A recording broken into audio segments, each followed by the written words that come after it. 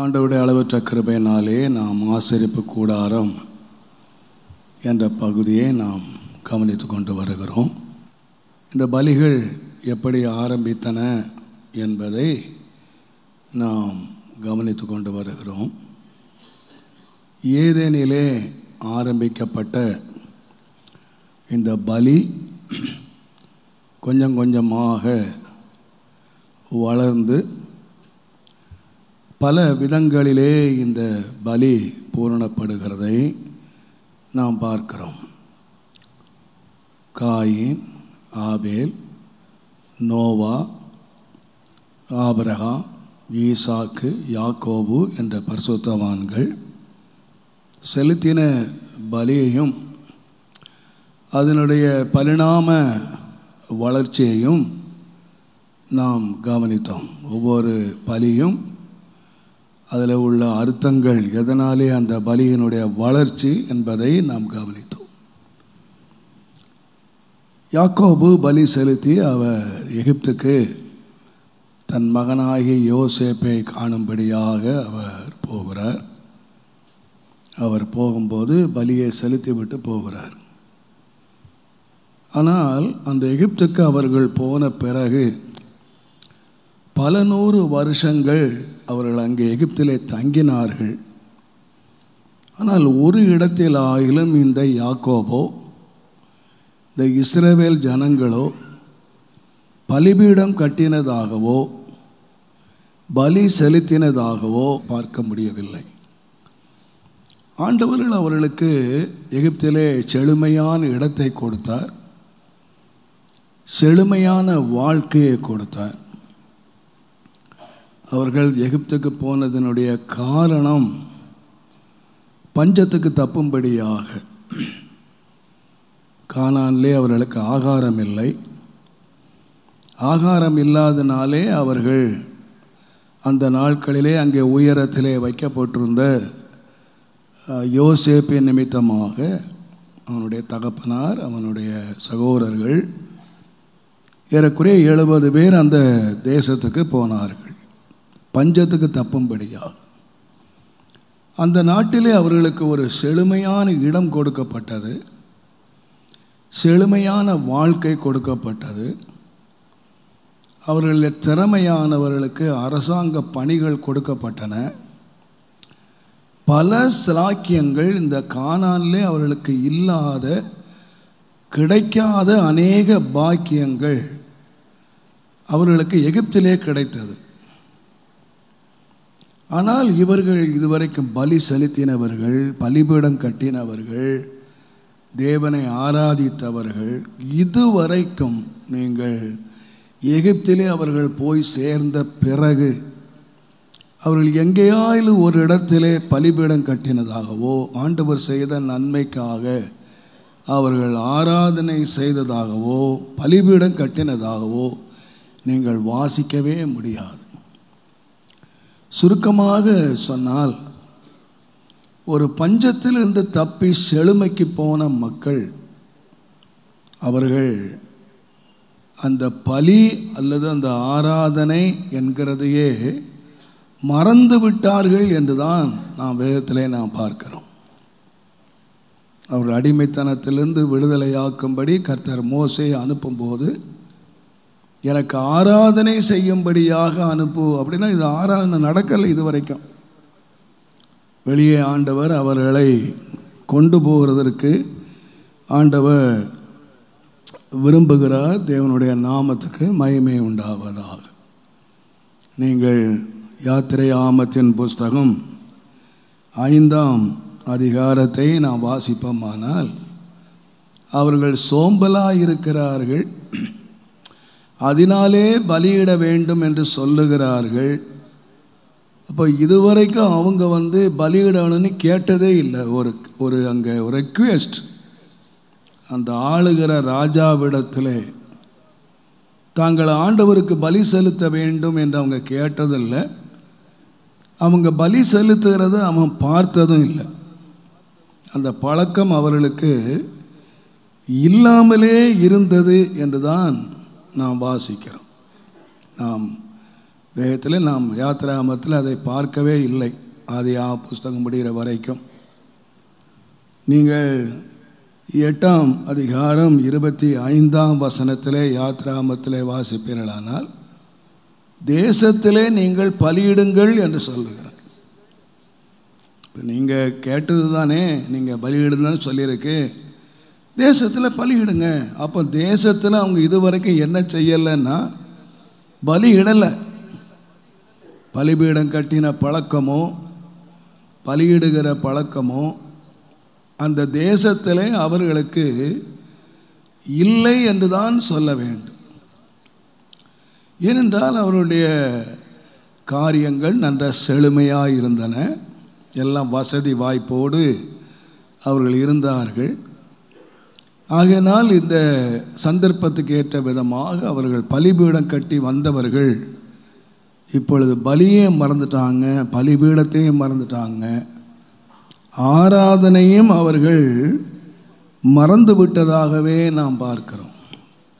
ரோமர் 1ஆம் அதிகாரம் 21ஆம் வசனத்தை நீங்கள் வாசிப்பீர்களானால், அவர்கள் தேவனை அறிந்தும் தேவனை மகிமைப்படுத்தாமலும் ஸ்தோத்தரியாமலும் இருந்து தங்கள் சிந்தனைகளினாலே வீணரானார்கள். யார் அவர்கள்? தேவனை அறிந்தவர்கள். தேவனை அறிஞ்சவங்க என்ன செய்யல அப்படின்னு சொன்னா, தேவனை மகிமைப்படுத்தல, தேவனை ஸ்தோத்திரிக்கல. இன்றைக்கு எத்தனை பேர் தேவனை அறிந்த தேவனுடைய பிள்ளைகள் தங்கள் வாழ்க்கையிலே தேவனை மகிமைப்படுத்துகிறார்கள் அல்லது தேவனை ஸ்தோத்திரிக்கிறார்கள் என்பது ஒரு பெரிய கேள்விக்குறி. தேவனை அறிந்திருக்கிறோம் என்று சொல்லுகிறார்கள், தேவனுடைய பிள்ளைகள் என்று அறிக்கை இடுகிறார்கள். ஆனால் பவுல் சொல்லுகிறார், தேவனை அறிந்திருக்கிறோம் என்று சொல்லுகிறார்கள், ஆனால் அவங்க என்ன செய்யலை அப்படின்னு சொன்னால் கர்த்தரை ஸ்தோத்திரம் பண்ணலை, கர்த்தரை மகிமைப்படுத்தலை. நான் ஒரு பெந்தகோஸ்து அனுபவத்திலே நான் பார்க்கிறேன்.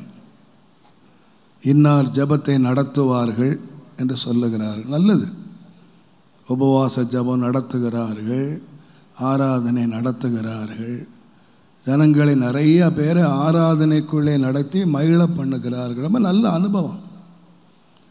ஆனால் எத்தனை ஆராதனை வீரர்களுக்கு தேவனை தனியாக ஆராதிக்கிற அனுபவம் இருக்கிறது. மற்றவங்களை ஆராதனை நடத்துகிறாங்க, மகிழ பண்ணுறாங்க, ரொம்ப நல்லது, அவசியம்.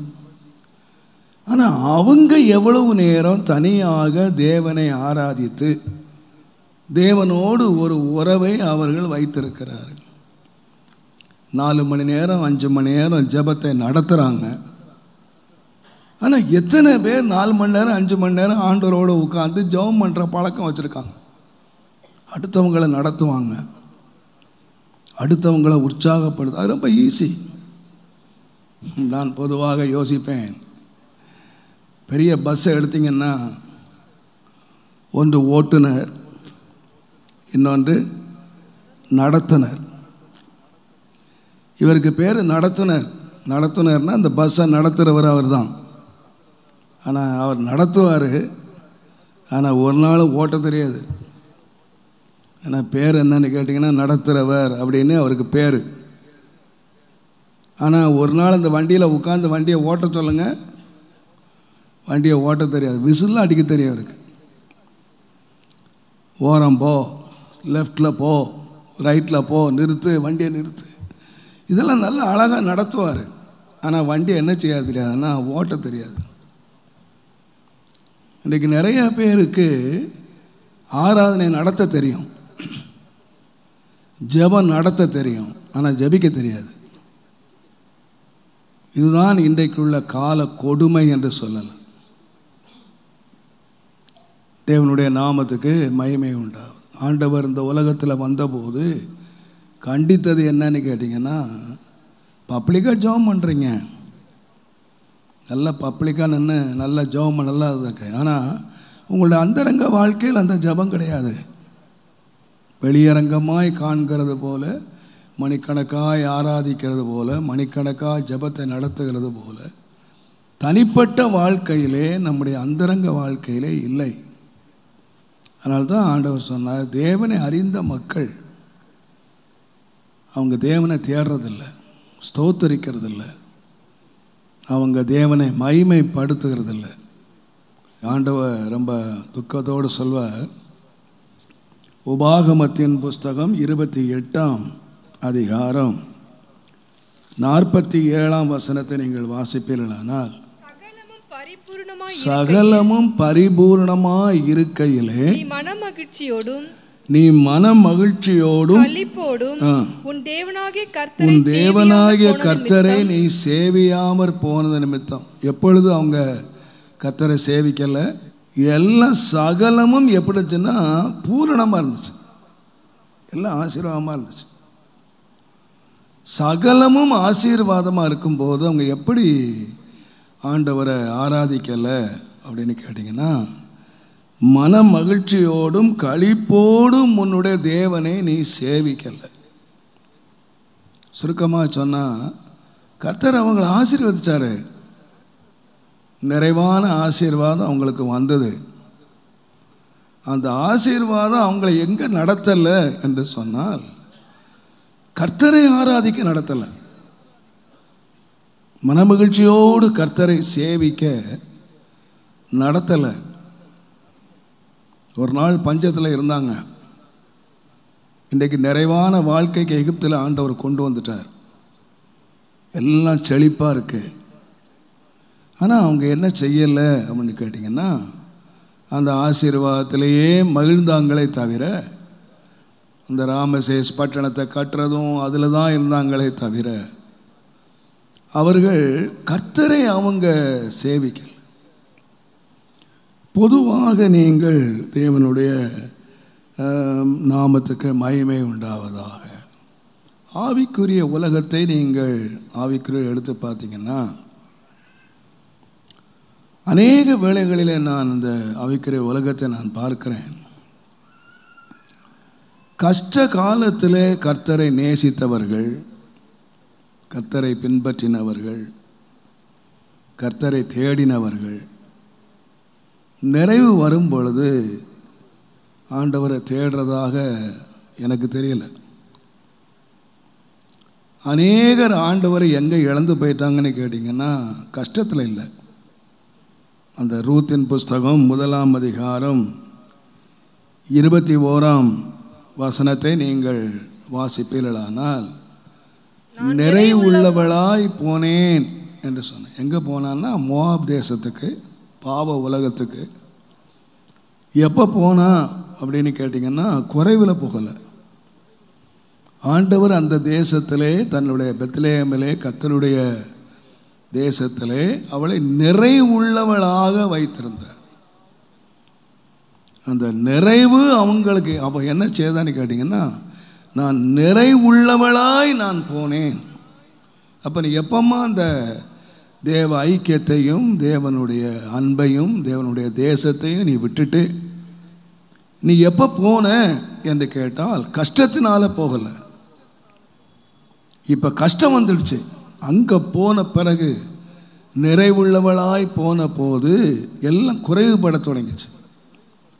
பிள்ளை செத்துச்சு, புருஷன் செத்தான், எல்லாம் குறைவு. இப்போ தான் அவளுக்கு ஒரு கேள்வி வருகிறா, தேவன் தம்முடைய ஜனங்களை சந்திக்கிறார். தேவனை தேடி எப்போ வந்தான்னு கேட்டிங்கன்னா, எல்லாம் இழந்த பிறகு. இன்றைக்கு அநேக தேவனுடைய பிள்ளைகள் நிறைவில் தேடுகிறது இல்லை, நிறைவில் மறந்துடுறாங்க, அவங்களுக்கு நேரம் கிடைக்கிறதில்லை.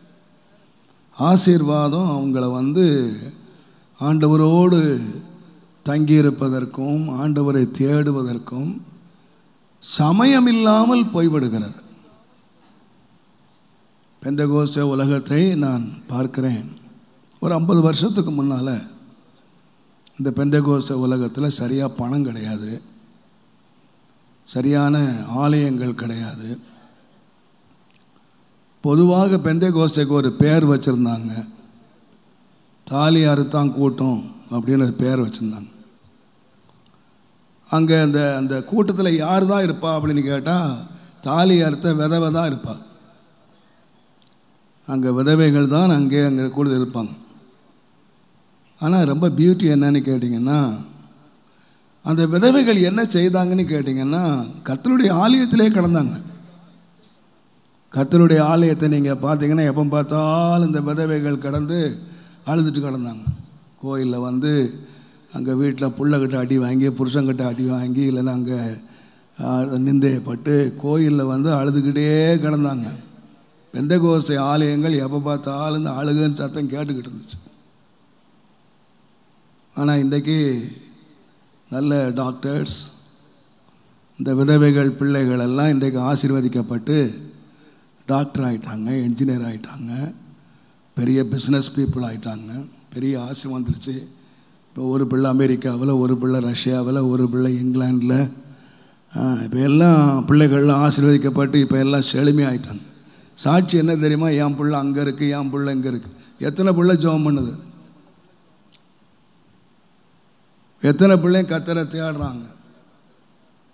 எத்தனை பிள்ளையும் கர்த்தரை ஆராதிக்கிறாங்க? டாக்டர் ஆக்கிட்டோம், நல்லது. ஆனால் ஜெபிக்கிறவங்களை ஆக்கியிருக்கோமா? என்ஜினியர் ஆக்கிட்டோம், ரொம்ப நல்லது, அவசியம்தான். பிள்ளைங்க ஆசீர்வாதமாக இருக்கட்டும். அப்போ நம்ம ஆசீர்வாதம் என்று சொல்லுகிறத எதை நினைக்கிறோம் அப்படின்னு சொன்னால், பணத்தையும் பகட்டையும் தான் நம்ம நினைக்கிறோமே தவிர, கர்த்தரோடு உள்ள உறவை நம்ம ஏழ்மையில் இருந்தபோது கர்த்தரை எப்படி தேடணும், கர்த்தரோடு எவ்வளவு நேரம் செலவு பண்ணணும். ஆண்டவர் சொன்னார், பரிசேயரின் நீதியை பார்க்கிலும் உங்கள் நீதி அதிகமாக இல்லாவிட்டால், புதிய ஏற்பாட்டில் நீங்கள் மத்தேயு 5ஆம் அதிகாரம் 20ஆம் வசனத்தை நீங்கள் வாசித்து பாருங்கள். வேதபாரகர் பரிசேயர் என்பவர்களுடைய நீதியிலும் உங்கள் நீதி அதிகமாக இராவிட்டால், உங்கள் நீதி. புதிய ஏற்பாட்டு விசுவாசிகளுக்கு மலை பிரசங்கத்தில் ஆண்டவர் சொன்னார், அவங்களுக்கு ஒரு நீதி இருக்கு, பரிசேயர்களுக்கு ஒரு நீதி இருக்கு. அவர்களுடைய நீதியை காட்டிலும் உங்களுடைய நீதி அதிகமாக இல்லாவிட்டால் பரலோக ராஜ்யத்தில் நீங்க பிரவேசிக்க மாட்டீங்க. இப்போ பரலோக ராஜ்யத்துக்கு பிரவேசிக்கிறதுக்கு தகுதி என்ன கேட்டீங்கன்னா, அவங்க நீதி, ஒரு நீதி இருக்கு, அவங்களுக்கு ஒரு நீதி இருக்கு. பரிசேயர்கள் வேதபாரகருக்கு ஒரு நீதி இருக்கு. அந்த நீதியை பார்க்கிலும் உங்க நீதி அதிகமாக இல்லாட்டா நீங்க தேவராஜ்யத்தில் பிரவேசிக்க முடியாது. நீங்கள் எல்லா நீதியும் நான் சொல்லலை இன்றைக்கி, எனக்கு அதில் சப்ஜெக்ட் போயிடும். ஆனால் ஒரு பரிசேயன் வந்து லூக்கா 18ஆம் அதிகாரத்தில் ஆண்டருக்கு முன்னால் வந்து ஜெபம் பண்ணான். அவன் கர்த்தருக்கு முன்னால், ஒரு மனுஷனுக்கு முன்பாக இல்லை, தேவனுக்கு முன்பாக மனச்சாட்சியோடு ஒரு ஜெபத்தை பண்ணுறான். அநியாயக்காரர், பரிகாரர், வாசிங்க 18ஆம் அதிகாரம் 11-12 வாசித்தீங்கன்னா, பரிசேயர் நின்று தேவனே நான் பரிகாரர், கடவுளை பார்த்து சொல்றான், தேவனே நான் பரிகாரர், அநியாயக்காரர், விபச்சாரக்காரர் ஆகிய மற்ற மனுஷரை போலவும் இந்த ஆயக்காரனை போலவும். மற்ற மனுஷர் எப்படி இருக்காங்க? அநியாயக்காரன், பரிகாரர், விபச்சாரர், இது மற்ற மனுஷர்கள். இந்த தேவ சமூகத்துக்கு வந்திருக்கிறானே, இப்போ ஒரு ஆயக்காரன் வந்திருக்கானே, அவனை போல நான் இல்லை. அவன் நீதி என்ன தைரியமாக சொன்னான் பார்த்தீங்களா? நான் அநியாயக்காரர், பரிகாரர், விபச்சாரக்காரர், அவங்கள போல இல்லை. இந்த கடவுளை ஆராதிக்க வந்திருக்கார அந்த ஆயக்காரன், அவனை போலவும் இல்லை, மற்றவங்களை போல நான் இல்லை. வாரத்தில் 2 நாள் உபவாசம் பண்ணுறேன். என் வருமானத்தில் எல்லாம் தசமபாகம் கொடுக்குறேன். எத்தனை பேர் மனச்சாட்சியில் கை வச்சு இந்த நீதியின்படியாக நான் இருக்கிறேன்னு எத்தனை பேர் சொல்ல முடியும்? மற்றவங்களை போல, உலகத்தான போல நான் இல்லையா? உலகத்தான போல நான் இல்லை. அவனை விட நான் ஒரு கிரேடு மேலே தான் இருக்கேன். அவனும் அநியாயம் பண்ணுறான், நானும் அநியாயம் பண்ணுறேன். அவன் செய்கிறதே நானும் செய்கிறேன். ஆனால் நான் ஞாசானம் எடுத்துட்டேன், அதனால் பரலோகம் போயிடுவேன். இது கேரண்டியா? இல்லை. லைஃப். அவன் சொல்கிறான், ஒரு பரிசேயன் நீதிமானாக்கப்படாமல் வீட்டுக்கு போனவன் அவனை பற்றி சொல்கிறான், நான் 2 நாள் ஃபாஸ்டிங் இருக்கிறேன். அவனுடைய ஜப வாழ்க்கை என்ன? 2 நாள் உபவாசம் பண்ணுறான். தன் வருமானத்தில் எல்லாம் தசபாகம் செலுத்துகிறானா. ஒரு பரிசேயன் கடவுள்கிட்ட முன்ன நீதியை சொல்கிறான்.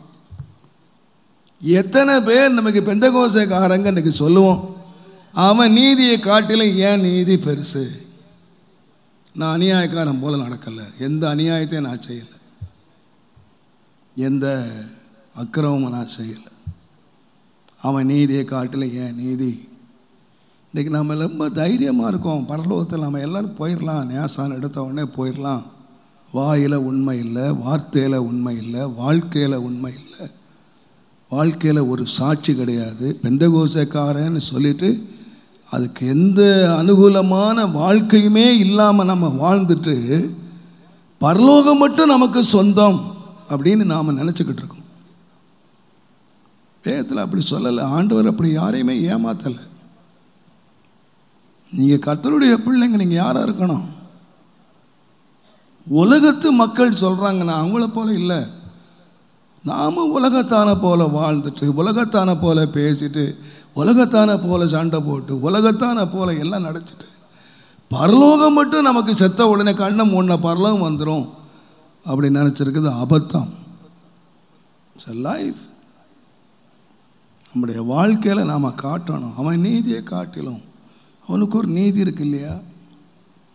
உலகத்தில் எத்தனையோ மக்கள் இன்றைக்கு நீதி உள்ளவங்களாக வாழ்கிறாங்க, நேர்மையாக வாழ்கிறாங்க, சன்மார்க்கமாக பரிசுத்தமான வாழ்க்கையை வாழ்கிறாங்க. ஆனால் இன்றைக்கு நம்முடைய வாழ்க்கையில், அநேகருடைய வாழ்க்கையில் நாம் அதை பார்க்க முடியலை. ஆனால் பேர் மட்டும் என்ன வச்சுக்கிறாங்கன்னா, பெந்தகோசைக்காரர்கள் ரட்சிக்கப்பட்டோம் என்று சொல்லுகிறார்கள், அபிஷேகம் பெற்றோம் என்று சொல்லுகிறார்கள். ஆனால் அந்த மாம்சத்துக்குரியவர்கிட்ட இருக்கிற சுபாவம் கூட இன்றைக்கு ஆவிக்குரியவர் என்று பெயர் எடுத்தவங்கள்ட்ட இல்லாமல் போகிறது மிக துக்கமானது, மிக வெட்கமானது. நாம் யார்? பரலோகத்துக்குரியவர்கள். இவங்களுக்குரிய ஒரு பரிபூரணம் வந்துட்ட உடனே அந்த எகிப்தில் போய் அவர்கள் ஆராதனை செய்யலை, ஆராதனைக்கு இடமே இல்லாமல் போயிடுச்சு. ஆகினால இப்போ ஒரு நெருக்கம் அங்கே வந்தது. கொஞ்ச காலம் ஆண்டவர் அமைதியாக இருந்தார். இப்போ அவங்க வாக்குத்தத்தம் பண்ணப்பட்ட தேசத்தை மறந்துட்டாங்க, வாக்குத்தத்தம் பண்ணின தேவனை மறந்துட்டாங்க. செழுமையிலே காலங்கள் போய்கொண்டிருக்கின்றன. இப்போ வேதம் சொல்லுகிறது, யோசேப்பை அறியாத ஒரு ராஜா இப்போ வந்தான். காலம் மாறிச்சு. காலம் என்னாலுமே இந்த உலகத்து செழுமையில் இருக்கும்னு நினச்சிடக்கூடாது. ஒரு காலகட்டம் வந்தது. இப்போ என்ன ஆச்சுன்னு கேட்டிங்கன்னா, நெருக்கம் ஆரம்பிச்சிடுச்சு. நீங்கள் யாத்திரையாகமத்தின் புஸ்தகத்தை நான் வாசிப்போமானால் 1ஆம் அதிகாரம் 8ஆம் வசனத்திலே, யோசேப்பை அறியாத ஒரு புதிய ராஜா ஒருவன் எகிப்திலே தோன்றினான். முதல் அதிகாரம் 11ஆம் வசனத்தை நீங்க வாசித்தீங்கன்னா, அப்படியே அவர்களை சுமை சுமக்கிற வேலை. இப்ப என்ன வந்துச்சுன்னு கேட்டீங்கன்னா, ஒரு ஒடுக்கம் வந்துச்சு, சுமம் வந்துடுச்சு. இதுவரைக்கும் சுமக்கல, அதிகாரிகளா செழுமை அனுபவிச்சாங்க. இப்ப சுமை சுமக்கிற வேலையினாலும் ஒடுக்கத்திலே அவங்களை கொண்டு வந்தார். நீங்கள் 12ஆம் வசனத்திலிருந்து 15ஆம் வசனத்தில் வாசித்தீங்கன்னா, கடைசியாக முடிவு என்னன்னா, ஜீவனையே கசப்பாயிடுச்சு. அவன் ஒட்டுக்கிறான், நெருக்கிறான், கட்டுமையாக வேலை வாங்குறான். இப்போ என்ன ஆச்சுன்னு கேட்டிங்கன்னா, ஜீவனே கசப்பாயிடுச்சு. இதுவரைக்கும் ஜீவன் நல்லா தான் இருந்துச்சு, சுகமாக இருந்துச்சு, நல்லா. இப்போ தான் என்ன பண்ணாங்க தெரியுமா? ஜீவன் கசப்பான பொழுதுதான் தேவனை நோக்கி கூப்பிட்டாங்க. அநேக வேளைகளிலே ஆண்டவர் நம்மை ஆண்டவர் நோக்கி கூப்பிடுறதுக்கு சில வேளைகளில் இந்த மாதிரி நம்ம உபகரணங்களை எடுத்துறது உண்டு. இன்றைக்கி நிறைய உபகரணங்கள் தான் நமக்கு ஆண்டவரை நோக்கி கூப்பிடுறதுக்கு தடை கற்களாக இருக்குது. ஆண்டவர் கொடுக்குற ஆசீர்வாதம் எதுக்குன்னு கேட்டிங்கன்னா ஆண்டவரை தேடுறதுக்கு, ஆண்டவர் நோய் கூப்பிடுறதுக்கு. ஆனால் அந்த ஆசீர்வாதங்களே என்ன ஆயிடுதுன்னு கேட்டிங்கன்னா அநேக வேளையில் ஆண்டவரை தேடுவதற்கு தடையாக மாறிவிடுகிறது. நான் அடிக்கடி சொல்லுகிறது உண்டு, கன்னியாகுமரியில் ஒரு பெரிய ஸ்தாபன தலைவர் பாஸ்டர், அந்த சபைக்கு ஒரு ஏழ்மையான ஒரு மனுஷன் அந்த சபைக்கு வந்தார். அப்போது அந்த பாஸ்டர், அந்த ஐயா போதகர் ஒரு நாள் அந்த ஆளை கூப்பிட்டு, அங்கெல்லாம் ஏழைன்னு தான் கூடுவாங்க, ஏழை இங்கே வா, என்னெல்லாம் பண்ணுற? ஒன்றும் இல்லையா, பசி பட்டினியமா இருக்கிறேன். என்னெல்லாம் வேலை செய்கிறேன்? எனக்கு வேலையே இல்லை.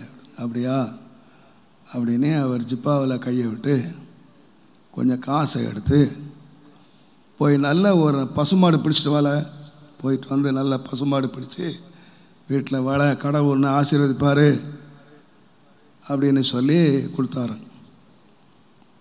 ஜெபம் பண்ணி அவருக்காக ஜெபம் பண்ணி அனுப்பினார். அவர் போய் நல்ல ஒரு பசுமாடை பிடிச்சிட்டு வந்தார். தேவன் அந்த ஒரு பசுமாடை ஆசீர்வதிச்சார். 1 2 ஆச்சு, 2 3 ஆச்சு, 3 5 ஆச்சு, 5 10 ஆச்சு. இப்போ பண்ணையார் ஆகிட்டார். இப்போ அடிக்கடி மட்டும் இப்போ சர்ச்சுக்கு அவர் சரியாக காண்றதில்லை. ஒரு நாள் அவரை கூப்பிட்டு, ஏல என்னல உன்னை இப்போ கோயிலில் காணோம் கேட்டாராம். ஐயா, நான் கோயிலுக்கு புறப்பட்டேன், அப்போ தான் அந்த மாடு குட்டி போடுறக்கு அலறிட்டு இருந்துச்சு, அதனால் இப்போ கோயிலில் போயிட்டு வரக்குள்ள குட்டி போட்டுருமோன்னு உட்காந்துட்டேன். அதுக்கு பிரசவம் பார்க்க உட்காந்துட்டாரான். அப்போது நான் அப்படி சொல்கிறதில்ல, பட் அப்படி சொல்கிற ஆள் கிடையாது. சொன்னாரா, ஏல உனக்கு நான் மாடு வாங்கி கொடுத்தது நீ கடவுளை சேவிக்கிறதுக்கு, மாட்டை சேவிக்கிறதுக்கு இல்லை. உனக்கு இப்போது மாடு பெருகின உடனே இப்போ என்ன ஆச்சுன்னா கோயிலே மெல்ல மெல்ல போய்கிட்டு இருக்கு. இந்த மாதிரி போச்சு, ஏல ஒன்று ஒன்றா செத்து போயிடும், ஜாக்கிரதை.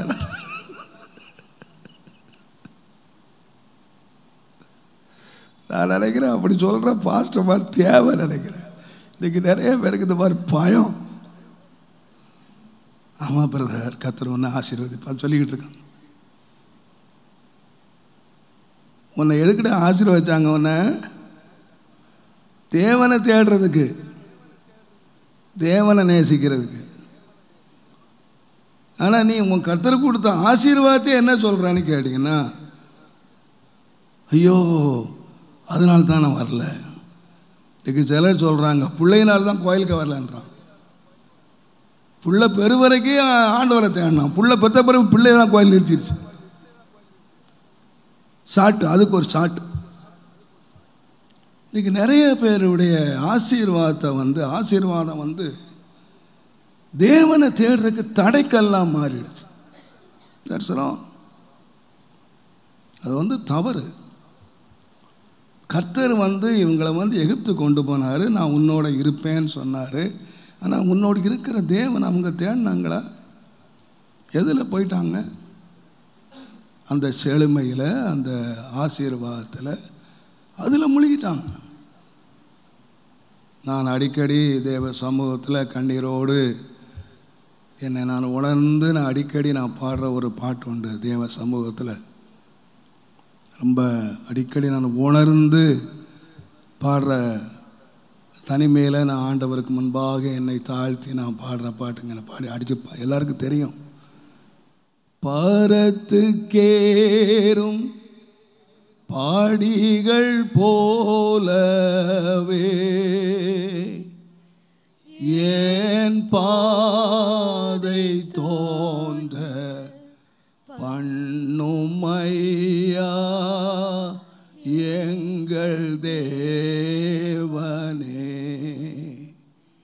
பாரத்துக்கேறும் படிகள் போலவே என் பாதை தோன்ற பண்ணும் ஐயா எங்கள் தேவனே. கிருபையாக நீர் எனக்கு தருவதெல்லாம் உமதண்டை. கிருபையாக நீர் எனக்கு தருவதெல்லாம் உமதண்டை.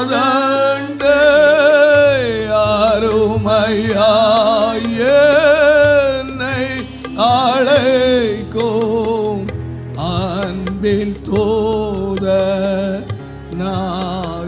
செய்யும் தேவனே நான் உமதண்டையில் ஏனோ நேரோங்கி சேர்வதே நாவல் பூமியில். தேவனே நான் உமதண்டையில் ஏனோ நேரோங்கி சேர்வதே நாவல் பூமியில். இந்த பக்தன் பாடினார், கிருபையாக நீர் எனக்கு தருகிறவைகள், எனக்கு தந்ததெல்லாம் உடைய கிருபை. கிருபையாக நீர் எனக்கு தருவதெல்லாம், ஆண்டவரே என்னை என்ன நடத்தணும்னு கேட்டிங்கன்னா உம்மண்டையில் நடத்தணும். அருமையாக நான் உம்மண்டையிலே சேருவதற்கு அது என்னை நடத்துகிற ஒரு தூதனாக இருக்கட்டும், பணமாக இருக்கட்டும், பொருளாக இருக்கட்டும், பதவியாக இருக்கட்டும், வேலையாக இருக்கட்டும், ஆசீர்வாதமாக இருக்கட்டும். ஒரு நாள் குடிசையில் வாழ்ந்தேன். இப்பொழுது எனக்கு 3 பெட்ரூம் இருக்குது. எதுக்கு? நல்லா காலையில் 10 மணி வரைக்கும் தூங்குறக்கா? இல்லை, இப்போ எனக்கு ஆண்ட வசதி. ஒரு குடிசையில் இருந்தேன், இப்போ நல்ல வசதியான வீடு இருக்குது. எதுக்கு? நான் இன்னும் ஆண்டவரை அதிகமாக எனக்கு தேடுறதுக்கு. நல்ல முன்னால் பாயில் படுத்தேன், இப்போ எம்எம் ஃபார்மில் தூங்கிட்டு இருக்கேன். எதுக்கு? 10 மணி வரைக்கும் தூங்குறக்கா? தேவன் நம்முடைய சிறுமையில் இருந்து நம்ம தூக்குறார். நம்ம தூக்க என்ன பண்ணுறோன்னா, நாம் மறக்க நம்ம ஆசீர்வாதம் ஸ்டில் ஆகிடுது. போதும், இதுக்கு மேலே போனால் சுத்தமாக என்ன மறந்தே போயிடுவான். இவன் இதுலேயே என்ன மறந்துட்டான். இனி இதுக்கு மேலே போனால் இனி அவனுக்கு தலையும் தெரியாது, காலும் தெரியாது. ஸ்டாப்ட். கர்த்தர் எப்போ அவனை ஆசீர்வதிக்கிறான், என்ன கொடுத்தாலும் என்ன விட மாட்டான். என்ன ஆசீர்வாதத்தை கொடுத்தாலும், என்ன நன்மையை கொடுத்தாலும், என்ன மேன்மையை கொடுத்தாலும் என்ன விட மாட்டான். அப்போ தேவன் அவனுக்கு கொடுக்குறாரு. இதுக்கு சிலருக்கு கொஞ்சம் பணம் வந்துட்டா போதும், கொஞ்சம் வசதி வந்துட்டா போதும். ஜெபம் பண்ண நேரம் கிடைக்கல, வாசிக்க நேரம் கிடைக்கல, கோயிலுக்கு போக நேரம் இல்லை. சொந்தக்காரங்களாக வந்துட்டாங்க, பாஸ்டர் கோயிலுக்கு புறப்பட்டேன், அப்போ தான் நான் புறப்பட்டேன்னா வந்துட்டாங்க, அங்கேருந்து வந்துட்டாங்க, தின்றக்கு வந்துட்டாங்க. கஷ்டத்தில் கிடக்கும்போது அவன் வந்தான் தின்றதுக்கு, ஒருத்தன் வரல. இப்போ தின்ற கூட்டம் நம்மளை ஜெபம் பண்ணுறத தடுத்துடுச்சு, நம்ம ஜெபத்தை தடுத்துடுச்சு, நம்முடைய ஆவிக்குரிய வாழ்க்கையை தடுத்துடுச்சு. ஆசீர்வாதத்தை மேலே கண் வைக்கக்கூடாது. ஆசீர்வாதம் இன்றைக்கு இருக்கும், இன்றைக்கு என்கிட்ட இருக்கும், நாளைக்கு இன்னொருத்தங்கிட்ட இருக்கும். பணம் என்கிட்ட இன்றைக்கு இருக்கும், நாளைக்கு இன்னொருத்தங்கிட்ட இருக்கும். அது தாவர குரங்காது. ஆனால் நம்ம யார் நம்முடைய கண் எப்போதும் மாறாமல் இருக்கணும்னா, நம்முடைய கர்த்தர் மாறாதவர். அவரை நேசிங்க, அவரோடு நேரத்தை செலவு பண்ணுங்க, அவரோடு உட்காருங்க. நம்ம கொடுக்கிற ஆசீர்வாதம் அந்த கர்த்தருடைய நேரத்தை தொடக்கூடாது, கை வைக்கக்கூடாது. ஒரு முறை ஒரு பரிசுத்தவான், ஒரு நல்ல ஒரு ஆவிக்குரிய ஒரு விசுவாசி, ஒரு தன்னுடைய ஆஃபீஸில் அவர் காட்டிய உண்மை நிமித்தமாக ஒரு ஹையர் ப்ரமோஷன் அவருக்கு வந்துச்சு. பெரிய உயர்வுக்கு அவர் மாற்றப்பட்டார். அவருக்கு ஆர்டர் வந்தது. அப்போ ஆர்டர் எடுத்துகிட்டு பாஸ்டர்கிட்ட வந்தார். பாஸ்டர், தேவ சித்தமா இல்லையா அப்படின்னு கேட்டு செபிச்சு சொல்லுங்க. ப்ரமோஷன் வந்தால் நம்ம என்ன செய்வோம்? ஹைதராபாத் பிரியாணி புக் பண்ணி ஸ்தோத்திர கூட்டம் நடத்துவோம். கர்த்தர் எனக்கு என் ஜெபத்தை கேட்டார், என் தாழ்விலிருந்து ஆண்டவர் என்னை உயர்த்தினார், எனக்கு கர்த்தர் பெரிய ப்ரமோஷனும் கொடுத்தாரு. நாம் பிரியாணி போட்டு பாஸ்டரை கூப்பிட்டு ஒரு ஜெபம் பண்ணி ஒரு பெரிய ஸ்தோத்திர கூட்டம் எல்லாரையும் கூப்பிட்டு 4 பேருக்கு புண்ணியத்துக்கு கிடைச்சான் பிரியாணி. அந்த பிரியாணி அவர் ப்ரமோஷன் ஆர்டர் எடுத்துகிட்டு வந்தாராம். பாஸ்டர், இதுக்கு தேவ சித்தமானு சொல்லுங்க அப்படின்னு.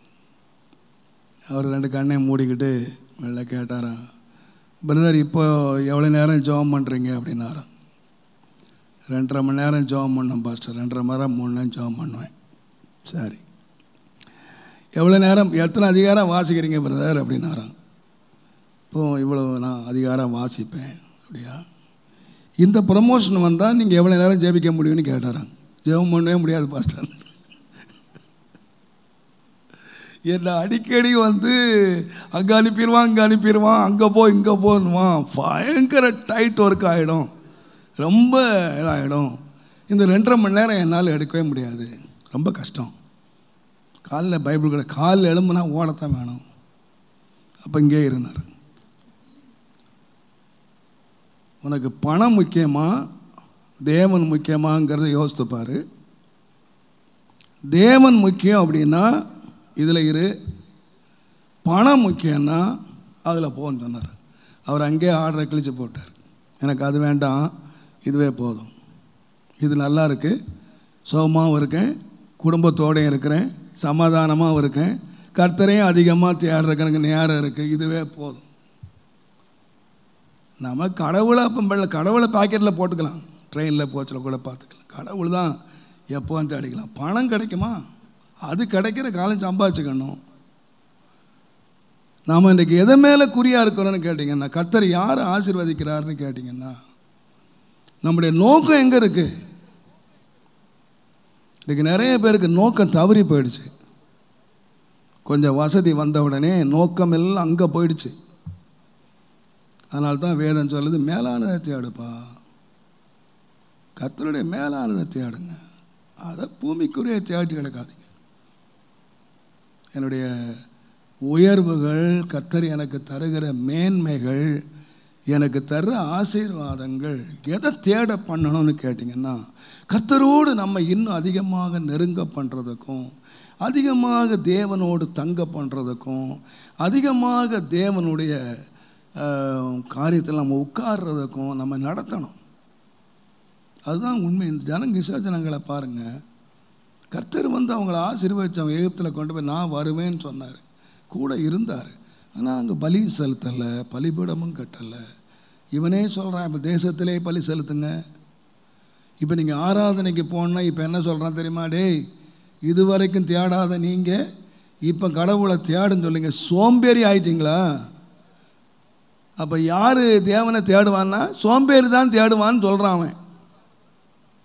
ஏன்னா இது வரைக்கும் நீங்கள் தேடலையே, இது வரைக்கும் என்கிட்ட கேட்கலையே. இத்தனை வருஷம் இங்கே தானே இருக்கிறீங்க, இத்தனை வருஷம் பலி செலுத்தணும்னு கேட்கலையே, இத்தனை வருஷம் ஆராதனை பண்ணணும் நீங்கள் அப்ளிகேஷன் போடலையே. இப்போ எவனோ ஒருத்தன் வெளியிலேருந்து வந்துட்டு நாங்கள் ஆராதனை செய்ய அனுப்புனா, இப்போ இவ்வளோ வருஷம் நீங்கள் செய்யாத வேலை இப்போ செய்யணும் சொல்லி இப்போ சோம்பேறித்தனம் வந்துடுச்சு உங்களுக்கு. இப்போ போய் பலியிடணுன்றீங்க. ஏன் அவன் நீங்கள் இது வரைக்கும் ஒழுங்காக நீங்கள் ஆராதிக்கிறவங்களா இருந்திருந்தா அன்றைக்கு நேபுகாத் சொன்ன மாதிரி இடைவிடாமல் ஆராதிக்கிற உன் தேவனை தப்பு வைப்பார் எனக்கு சொல்லியிருப்பான். இவங்க வாழ்க்கையில் அந்த ஆராதனை அவன் பார்க்கலை, கர்த்தரை தொழுது கொள்ளுகிறத அவன் பார்க்கலை. இன்றைக்கு என்ன புதுசாக ஆரம்பிக்கிறாங்க, கர்த்தரை தொழுது கொள்ளணும், கர்த்தரை ஆராதிக்கணும், கர்த்தரை தேடணும். எதனால தேடுறாங்கன்னா நெருக்கத்தினால தேடுறாங்க. இப்போ வேலை கொடுக்குறான், ஜீவன் கசப்பாகி போச்சு, இப்போ தானே அப்ளிகேஷன் வருது கடவுளை தேடணும்னு. நல்லா இருக்கும்போது ஒருத்தன் சொல்லலையே கடவுளை தேடணும்னு. ஆண்டவரை ஆராதிக்கணும், கோயிலுக்கு போகணும், பலி செலுத்தணும்னு எவனுமே கேட்கல. இப்போ நான் ஒடுக்கிறேன், இப்போ நான் வேலை செய்யணும்னு சொல்கிறேன், செங்கலாறுன்னு சொல்கிறேன். இப்போ நீ என்ன சொல்கிறேன்னா அவன் நான் கடவுளை கும்பிடணும், ஆராதிக்கணும், கர்த்தரை வந்து நான் தேடணும். இப்போ இவ்வளோ நாள் என்னாச்சு உனக்கு? தேவனை தேடுற என்னாச்சு?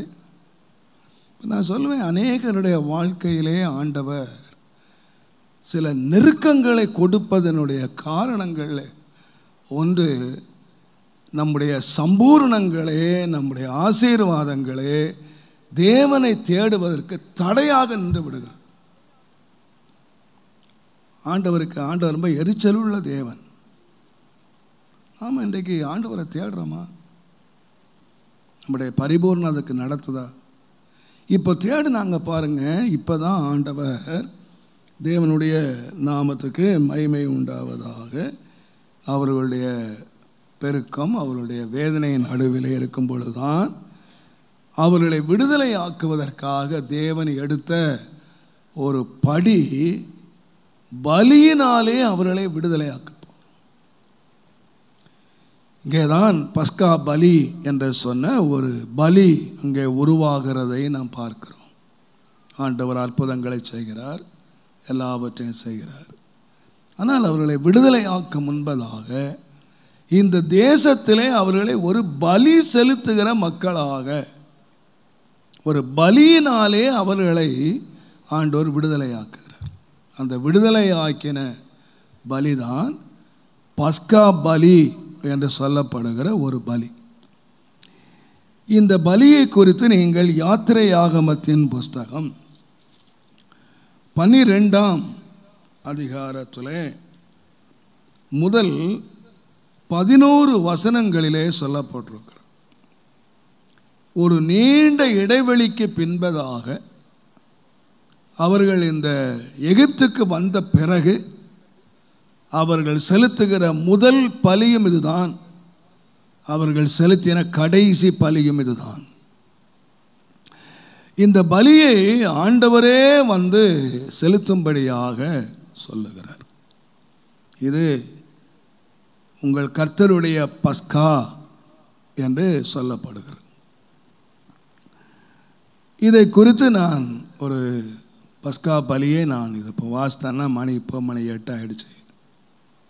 நீங்கள் வீட்டில் போய் அந்த யாத்திராகமம் 12ஆம் அதிகாரம் முதல் 11 வசனங்களை நீங்கள் வாசித்து கொள்ளுங்கள். இந்த வசனங்களை நான் உங்களுக்கு இந்த பலியை குறித்து விளக்கமான ஒரு விளக்கத்தை நான் அடுத்த வாரத்தில் நான் இந்த பலியை குறித்து எடுக்கிறேன். ஆனால் இதனுடைய முகவுரையாக இந்த பஸ்கா பலி நமக்கு என்னத்தை காட்டுகிறது என்கிற ஒரு முகவுரையாக நான் சில காரியங்களை இன்றைக்கு நான் சொல்லுகிறேன். இந்த பலியை குறித்து நீங்கள் வாசிப்பீர்களானால் 12ஆம் அதிகாரம் 14ஆம் வசனத்தை நீங்கள் வாசியுங்கள். அந்த நாள் உங்களுக்கு நினைவு கூறுதலான நாளாய் இருக்க கடவது, அதை கர்த்தருக்கு பண்டிகையாக ஆசரிப்பீர்களாக, அதை உங்கள் தலைமுறை தோறும் நித்திய நியாயமாக ஆசரிக்க கடவீர்கள். நித்திய நியமமாக நீங்கள் ஆசரிக்கணும். இதுவரைக்கும் நீங்கள் அனுசரித்த பலிகளை பாருங்க. பலியை செலுத்தினாங்க, அந்த இடத்த விட்டு போயிட்டாங்க. ஒரு குறிக்கப்பட்ட இடம் வந்தாங்க, பலி செலுத்தினாங்க, புறப்பட்டு போயிட்டாங்க, அந்த இடத்த விட்டுட்டு போயிட்டாங்க. ஆனால் இந்த ஒரு பலியை தான் ஆண்டவர் சொல்லுகிறார், இந்த பலி உங்களுக்கு இந்த நாள் நீங்கள் செலுத்துறீங்க பாருங்க, இந்த மாதத்தின் முதலாவது நாளில் இந்த பலி நினைவு கூறுதலாக இருக்கணும். இந்த பலியை வந்து நீங்கள் நினச்சிருக்கணும், நினைவு கூறுதலாக இருக்கணும். இந்த பலி வந்து உங்களுக்கு பண்டிகையாக இருக்கணும்.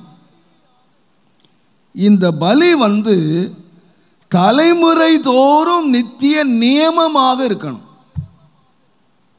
வேறு எந்த பலியுமே ஒரு காரணத்துக்காக செலுத்தினாங்க, போயிட்டாங்க, முடிச்சிட்டாங்க. ஆனால் ஆண்டவர் இந்த இஸ்ரவேல் ஜனங்களுக்கு கொடுத்த இந்த பஸ்கா பலியை குறித்து ஆண்டவர் சொல்லும்போது, இந்த பலி உன் நினைவில் இருக்கணும், இந்த பலி உனக்கு ஒரு பண்டிகை நாளாக இருக்கணும், இந்த பலி உன்னுடைய நித்திய நியமம், தலைமுறை தலைமுறையாக இது நியமமாக இருக்கணும் அப்படின்னு இந்த பலியை குறித்து விசேஷித்த ஒரு பலியாக இதை சொன்னதை நான் வாசிக்கிறோம். நம்முடைய ஆண்டவராக இயேசு கிறிஸ்து கூட இந்த உலகத்திலே வாழ்ந்த நாட்களிலே லூக்கா 22ஆம் அதிகாரம் 7ஆம் வசனத்திலிருந்து 14ஆம் வசனம் வரைக்கும் நாம் வாசித்தால் அங்கே இயேசு பஸ்காவை ஆசரித்தார் என்று நாம் வாசிக்கிறோம். பஸ்கா பண்டிகை வந்த பொழுது அவங்க என்ன, பஸ்காவை நாம் எங்கே ஆசரிக்கலாம் என்று கேட்ட பொழுது, நீங்கள் நகரத்துக்கு போகும்போது அங்கே தண்ணீர் சுமந்துட்டு ஒருத்தன் வருவான், அவன் பின்னால் போங்க, அந்த வீட்டு எஜமானை பார்த்து கேளுங்க எங்கே பஸ்காவை ஆசரிக்கணும் அப்படின்னு நீங்கள் கேளுங்க. அவன் உங்களுக்கு கம்பளம் முதலாத விரிசி இடத்தை காட்டுவான், அங்கே ஆயத்தம் பண்ணுங்கள் என்று பஸ்காவை ஆசரித்தார்கள். பஸ்காவை ஆசரித்து அங்கே பஸ்கா பலியை அவர்கள் கொண்டாடினார்கள், அவர்கள் புசித்தார்கள். ராக்காலம், ஒரு ராக்காலத்தில் இந்த பஸ்கா சாப்பிட்ற பொழுதுதான், இந்த லாஸ்ட் பஸ்கா சாப்பிடும் பொழுதுதான் சில சபைகளில் இதை உபதேசமாக வச்சுட்டாங்க, திருவிருந்து ராத்திரி தான் எடுக்கணும்.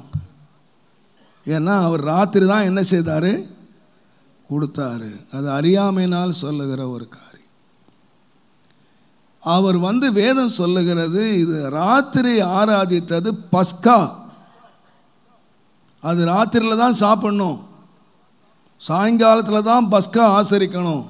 இது இஸ்ரவேலருக்கு கொடுத்த பிரமாணம். இது அவர்கள் எல்லாம் சாப்பிட்டாங்க, பஸ்கா பிடிச்சிட்டாங்க. முடித்த பிறகு அப்பத்தை எடுத்து ஆசீர்வதிச்சார். இதை உங்களுக்குள்ள பிட்டுக்குங்க. ரசத்தை எடுத்து இதை நீங்கள் பானம் பண்ணுங்க. பஸ்கா வேறு, போஜனம் வேறு. இது கடைசியாக அவர் இந்த பஸ்காவை செலுத்தின பொழுது அவர்களுக்கு கொடுத்தது, இதை என்னை நினைவு கூறும்படி செய்யுங்கள். எத்தனையோ சாப்பாட்டை ஆண்டவங்க ஆசீர்வதிச்சு கொடுத்துருக்காரு. 5 அப்பத்தை 5000 பேருக்கு ஆசீர்வதிச்சு கொடுத்தார், எத்தனையோ கொடுத்தார். ஆனால் இந்த அப்பத்தை கொடுக்கும்போது, இது என்னுடைய மாமிசம், இதை நீங்கள் புசித்து பானம் பண்ணும் பொழுதெல்லாம் என்னை நினைவு கூறும்படி செய்யுங்கள். இது எப்பெல்லாம் நீங்கள் பிக்கிறீங்களோ, எப்பெல்லாம் நீங்கள் பானம் பண்ணுறீங்களோ, எப்பெல்லாம் நினைவு கூறுறீங்களோ அப்பெல்லாம் செய்யுங்க. நம்ம வீட்டில் நம்ம சொந்தக்காரர் ஒருத்தர் ராத்திரி 12 மணிக்கு இறந்து போயிட்டார். வருஷம் நினைவு கூறுற கூட்டம் வைக்கிறாங்க. எத்தனை மணிக்கு வைப்பீங்க? மிட் நைட் 1 மணிக்கு வைப்பீங்களா, இல்லை உங்களுக்கு வசதியான நேரம் வைப்பீங்களா? நினைவு கூறுறது தான் முக்கியம், நேரம் முக்கியம் இல்லை, நினைவு கூறுறது தான் முக்கியம். எனக்காக பிடிக்கப்பட்ட நினைவு கூறுறது தான் முக்கியமே தவிர, அவர் ராத்திரி 1 மணிக்கு ஜீவனை விட்டால் எல்லாரும் ஜீவனை பிடிச்சிட்டு 1 மணிக்கு உட்கார்னு யாராவது சொல்லுவாங்களா? புள்ள ராத்திரி 12:30 மணிக்கு பிறந்துச்சு, அதுக்காக 12:30 மணிக்கு உட்கார்ந்துருக்கணும் யாராவது சொல்லுவாங்களா? நினைவு கூறு. இன்றைக்கி பிள்ளை இன்றைக்கி என் வீட்டில் ஒருத்தர் இறந்துட்டாங்க, நினைவு கூறுறேன். எனக்கு காலையில் நினைவு கூற டைம் இருக்கலாம், எனக்கு மத்தியானம் வசதியாக இருக்கலாம், எனக்கு ராத்திரி வசதியாக இருக்கலாம். என் வசதி இப்படியான முக்கியம் என்னன்னு கேட்டிங்கன்னா நினைவு கூறுறது தான் முக்கியம். இல்லை ராக்காலந்தான் அவர் கொடுத்தாரு, ராக்காலந்தான், அது இல்லைன்னு நீ பரலோகம் போக மாட்டே. எந்த வசனம் இருக்குது பைபிளில்? அப்படி ஒரு வசனம் பைபிளில் இல்லை. நினைவுக்கு என்ன, இது நீங்கள் பானம் பண்ணும் பொழுது எல்லாம் என்ன நினைவு கூறுங்கப்பா. எப்போ நினைவு கூறலாம்? வருஷத்துக்கு ஒரு முறையா? சிலருக்கு நினைவுக்கு வர்றதே எப்போன்னு கேட்டிங்கன்னா வருஷத்துக்கு வரும்போது நினைவு வருது. அன்றைக்கு ஓன்னு அழுதுட்டு உட்காந்துருப்பாங்க. மற்ற 364 என்னாச்சு? நான் நினைக்கிறேன் ஆண்டவருடைய நினைவு கூறுதல் வந்து வருஷத்துக்கு ஒரு முறை இல்லை, மாதத்துக்கு ஒரு முறை இல்லை, ஒவ்வொரு நிமிஷமும் நம்ம நினைவில் இருக்கணும். இயேசு எனக்காக மரித்தார். நம்முடைய ஆசீர்வாதங்களாக இருக்கட்டும், தேவன் நம்மை எந்த நிலையில் வச்சிருக்கட்டும், இதெல்லாம் எதனால் வந்ததுன்னா இந்த மரணத்தினால் வந்தது. நான் புசிக்கும் போதும் நான் குடிக்கும் போதும் ஆண்டவரே உம்முடைய மரணத்தினால் ஒவ்வொரு நிமிஷமும் நீ எதனால் இருக்கணும் அப்படின்னு கேட்டிங்கன்னா இந்த மரணத்தை நினைவு கூறணும். சமீபத்தில் சந்திச்சாங்க, அவங்க பிள்ளை இறந்து 17 வருஷமாக என்னமோ ஆச்சு. இன்னும் அந்த அம்மா கண்ணில் கண்ணீர் அப்படியே ததுமி ஓடுது. 17 இயர்ஸ், பிள்ளை இறந்து 17 வருஷம் ஆச்சு. சொல்லும்போதே கண்ணில் அப்படியே கண்ணீர் ஊற்றுது. என் பிள்ளை அப்படி இருந்தான் அப்படி இருந்தான். நம்ம இயேசுநாதர் நினச்சி எத்தனை பேர் ஆளுறோமோ நமக்கு தெரியும். திருவிருந்து நேரத்தில் எத்தனை பேருக்கு அந்த மன உடைவு இருக்குது, எத்தனை பேருக்கு அந்த நொறுங்குதல் இருக்குது, எத்தனை பேர் உண்மையாக நினைவு கூர்ந்து எடுக்கிறாங்க. இன்றைக்கி திருவிருந்தெல்லாம் சடங்காச்சாரமாக போயிடுச்சு. மாதத்துக்கு ஒரு முறை ஒரு திருவிருந்து எடுத்துடணும், எப்படியோ என்னத்தையாவது பண்ணி எடுத்து தொலைச்சிடணும். இல்லை இல்லை, நம்முடைய இருதயத்தை அது வந்து ஒட்டிக்கணும். எனக்காக வந்து இயேசு பலி செலுத்தினார். என்னுடைய வாழ்வின் ஆதாரங்கள், என்னுடைய மேன்மையின் ஆதாரங்கள், என் சாபம் நீங்கி இன்றைக்கி நான் இந்த ஆசீர்வாதமாக இருக்கிறதுனுடைய காரணம் ஒரு மனுஷனுடைய மரணத்தில், ஒரு மனுஷனுடைய மரணத்தினால தான். நீங்கள் எந்த ஆசீர்வாதத்தை உள்ளே கொண்டு வாங்க, நீங்கள் எந்த மேன்மையை கொண்டு வாங்க, இது எல்லாம் எதிலிருந்து வந்ததுன்னு கேட்டிங்கன்னா ஒருவருடைய மரணத்தினால். அந்த மரணத்தினால தான் நான் ஆசீர்வாதமாக இருக்கேன். ஒருவருடைய ரத்தம் சிந்தல்னால தான், ஒருத்தருடைய ரத்தத்தினால தான் நான் இந்த ஆசீர்வாதமாக இருக்கேன். அதனால தான் ஆண்டவர் சொன்னார், இதை நினைவு கூறுங்கப்பா. ஒவ்வொரு நாள் இது என்ன செய்யுங்கன்னா நினைத்து வாழுங்க. இந்த பலி எதற்காக கொடுக்கப்பட்டது என்றால் நினைவு கூறுவதற்காக. அதனால தான் பவுல் சொன்னார் 1 கொரிந்தியர் 5ஆம் அதிகாரம் 7ஆம் வசனத்திலே, நம்முடைய பஸ்கா வாகிய இயேசு கிறிஸ்து நமக்காக என்ன செய்தார்?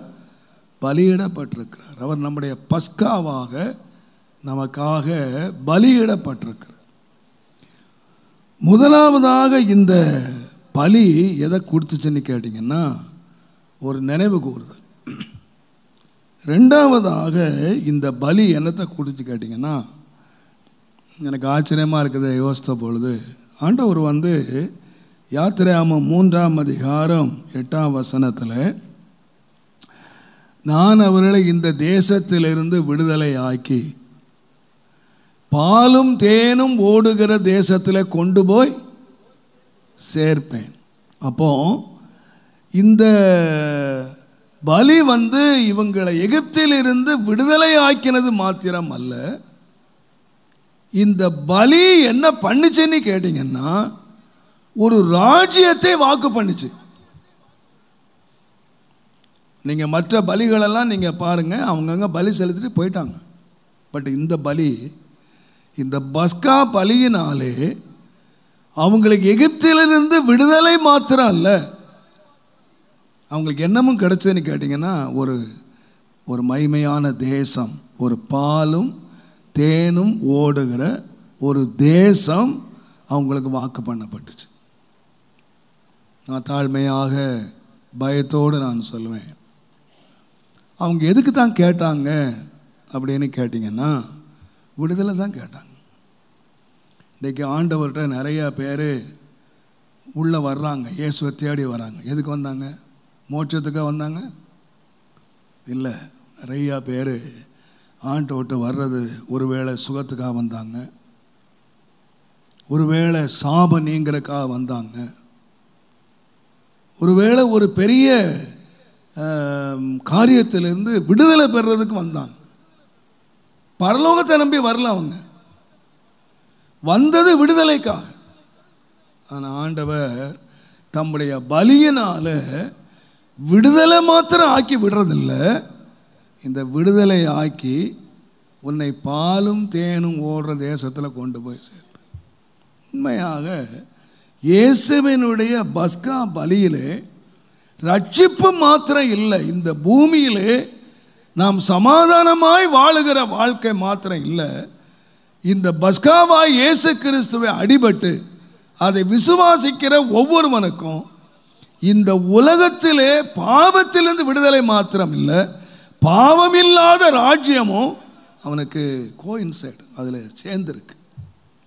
ஒருத்தர் ரட்சிக்கப்பட்டேன், ஆனால் தான் இயேசு சொன்னார் யோவான் 14ஆம் அதிகாரத்தில் முதல் 3 வசனங்களிலே, என்மேல் தேவன் மேல் விசுவாசமாயிருங்கள், என்னிடத்தில் விசுவாசமாயிருங்கள், நான் போவேன், நான் போய் உங்களுக்காக ஒரு ஸ்தலத்தை ஆயத்தம் பண்ணின பிறகு நான் வருவேன், நீங்கள் என்னோடு இருக்கும்படி நான் உங்களை அழைத்து கொண்டு போவேன். இயேசு ஒரு நாள் அவங்ககிட்ட நான் பரலோகத்துக்கு சொல்லலையே, ஃபாலோ மீ. அவங்க மீன் பிடிச்சிக்கிட்டு இருந்தாங்க, அவங்க உலக வேலைகளில் இருந்தாங்க.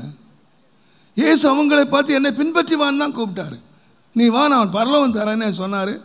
இல்லை, அவருடைய அழைப்பு ஃபாலோ மீ, என்னை பின்பற்றி வா. நீ எல்லாத்தையும் விட்டு வந்தான்.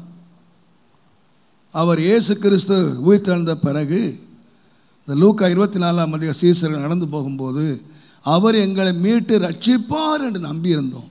அவங்க என்ன நம்பியிருந்தாங்கன்னு கேட்டிங்கன்னா, இந்த ரோமர் கையில் இருந்து என்னை விடுதலையாக்குவார்னு நம்பியிருந்தாங்க. ஆனால் இந்த ரட்சிப்புக்குள்ள என்னமும் இருக்குன்னு கேட்டிங்கன்னா, ஒரு பரம ராஜ்யமும் இருக்கு. நம்முடைய ஒரு மனுஷன் உண்மையாய் ரட்சிக்கப்பட்டான் ஆனால், இந்த பஸ்கா பலியை விசுவாசித்தான் ஆனால், இந்த பலிக்குள்ளே ஒரு ஒரு பெரிய விடுதலை, ஒரு பரம ராஜ்யம், இன்னொரு ராஜ்யத்தினுடைய மேன்மையான காரியம் அவனுக்கு வைக்கப்பட்டிருக்கிறது. ரட்சிக்கப்பட்ட ஒவ்வொரு தேவனுடைய பிள்ளைக்கும் கர்த்தர் எதற்காக அழைச்சார்னா, உன்னை நெருக்கத்திலிருந்து விடுதலை ஆக்கி உன்னை விட்டுறதுக்கு இல்லை, உன்னை பரத்துக்கு ஆயத்தமாக்குறதுக்கு. நம்ம நினைச்ச ரட்சிக்கப்பட்டுட்டோம், ஏதோ இந்த உலகத்தில் ஆசீர்வாதம் வாழ்ந்துட்டோம். இல்லை இல்லை, உன்னை அழைச்சதே பாலும் தேனும் ஓடுகிற ஒரு தேசம்.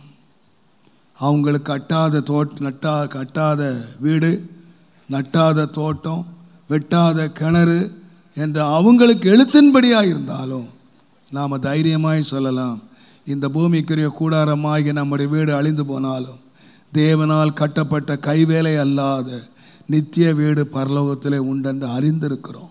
நம்ம கட்டல, நம்ம கட்டாத வீடு நமக்கு ஆயத்தமாக இருக்கு. நாம் நடல, ஒரு நாள் நடல, ஆனால் அந்த ஜீவ நதிக்கரை ஓரத்தில் ஒவ்வொரு மாதமும் புதிய கனிகளை தருகிற ஜீவ விருட்சத்தினுடைய கனி விருட்சங்கள் அங்கே இருக்கு. சிங்காசனத்திலிருந்து ஓடி வருகிற ஜீவன் நதிகள் இருக்கு. நீ கிணறு வெட்டல, உன் தண்ணிக்காக நீ வெட்ட வேண்டிய அவசியம் இல்லை, உன்னுடைய கனி சாப்பிட்றதுக்காக நீ நட்ட வேண்டிய அவசியம் இல்லை, நீ தங்குறதுக்கு கட்ட வேண்டிய அவசியம் இல்லை. தேவன் அவங்களுக்கு எழுத்தின்படியாக கட்டாத வீட்டையும் நட்டாத தோட்டத்தையும் வெட்டாத கிணற்றையும் எழுத்தின்படி இந்த பூமியிலே கொடுத்தார்.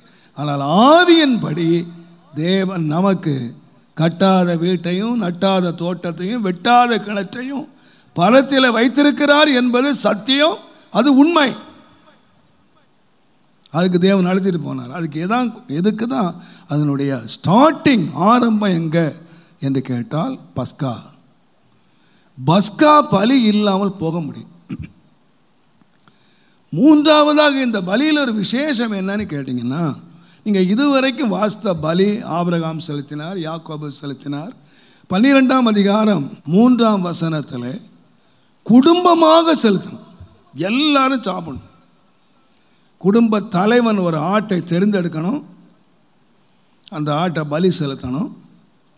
அந்த ஆட்டை எல்லாரும் அதாவது குடும்பமாக உட்கார்ந்து சாப்பிடணும். அந்த பலியில் எத்தனை பேருக்கு ஐக்கியம்?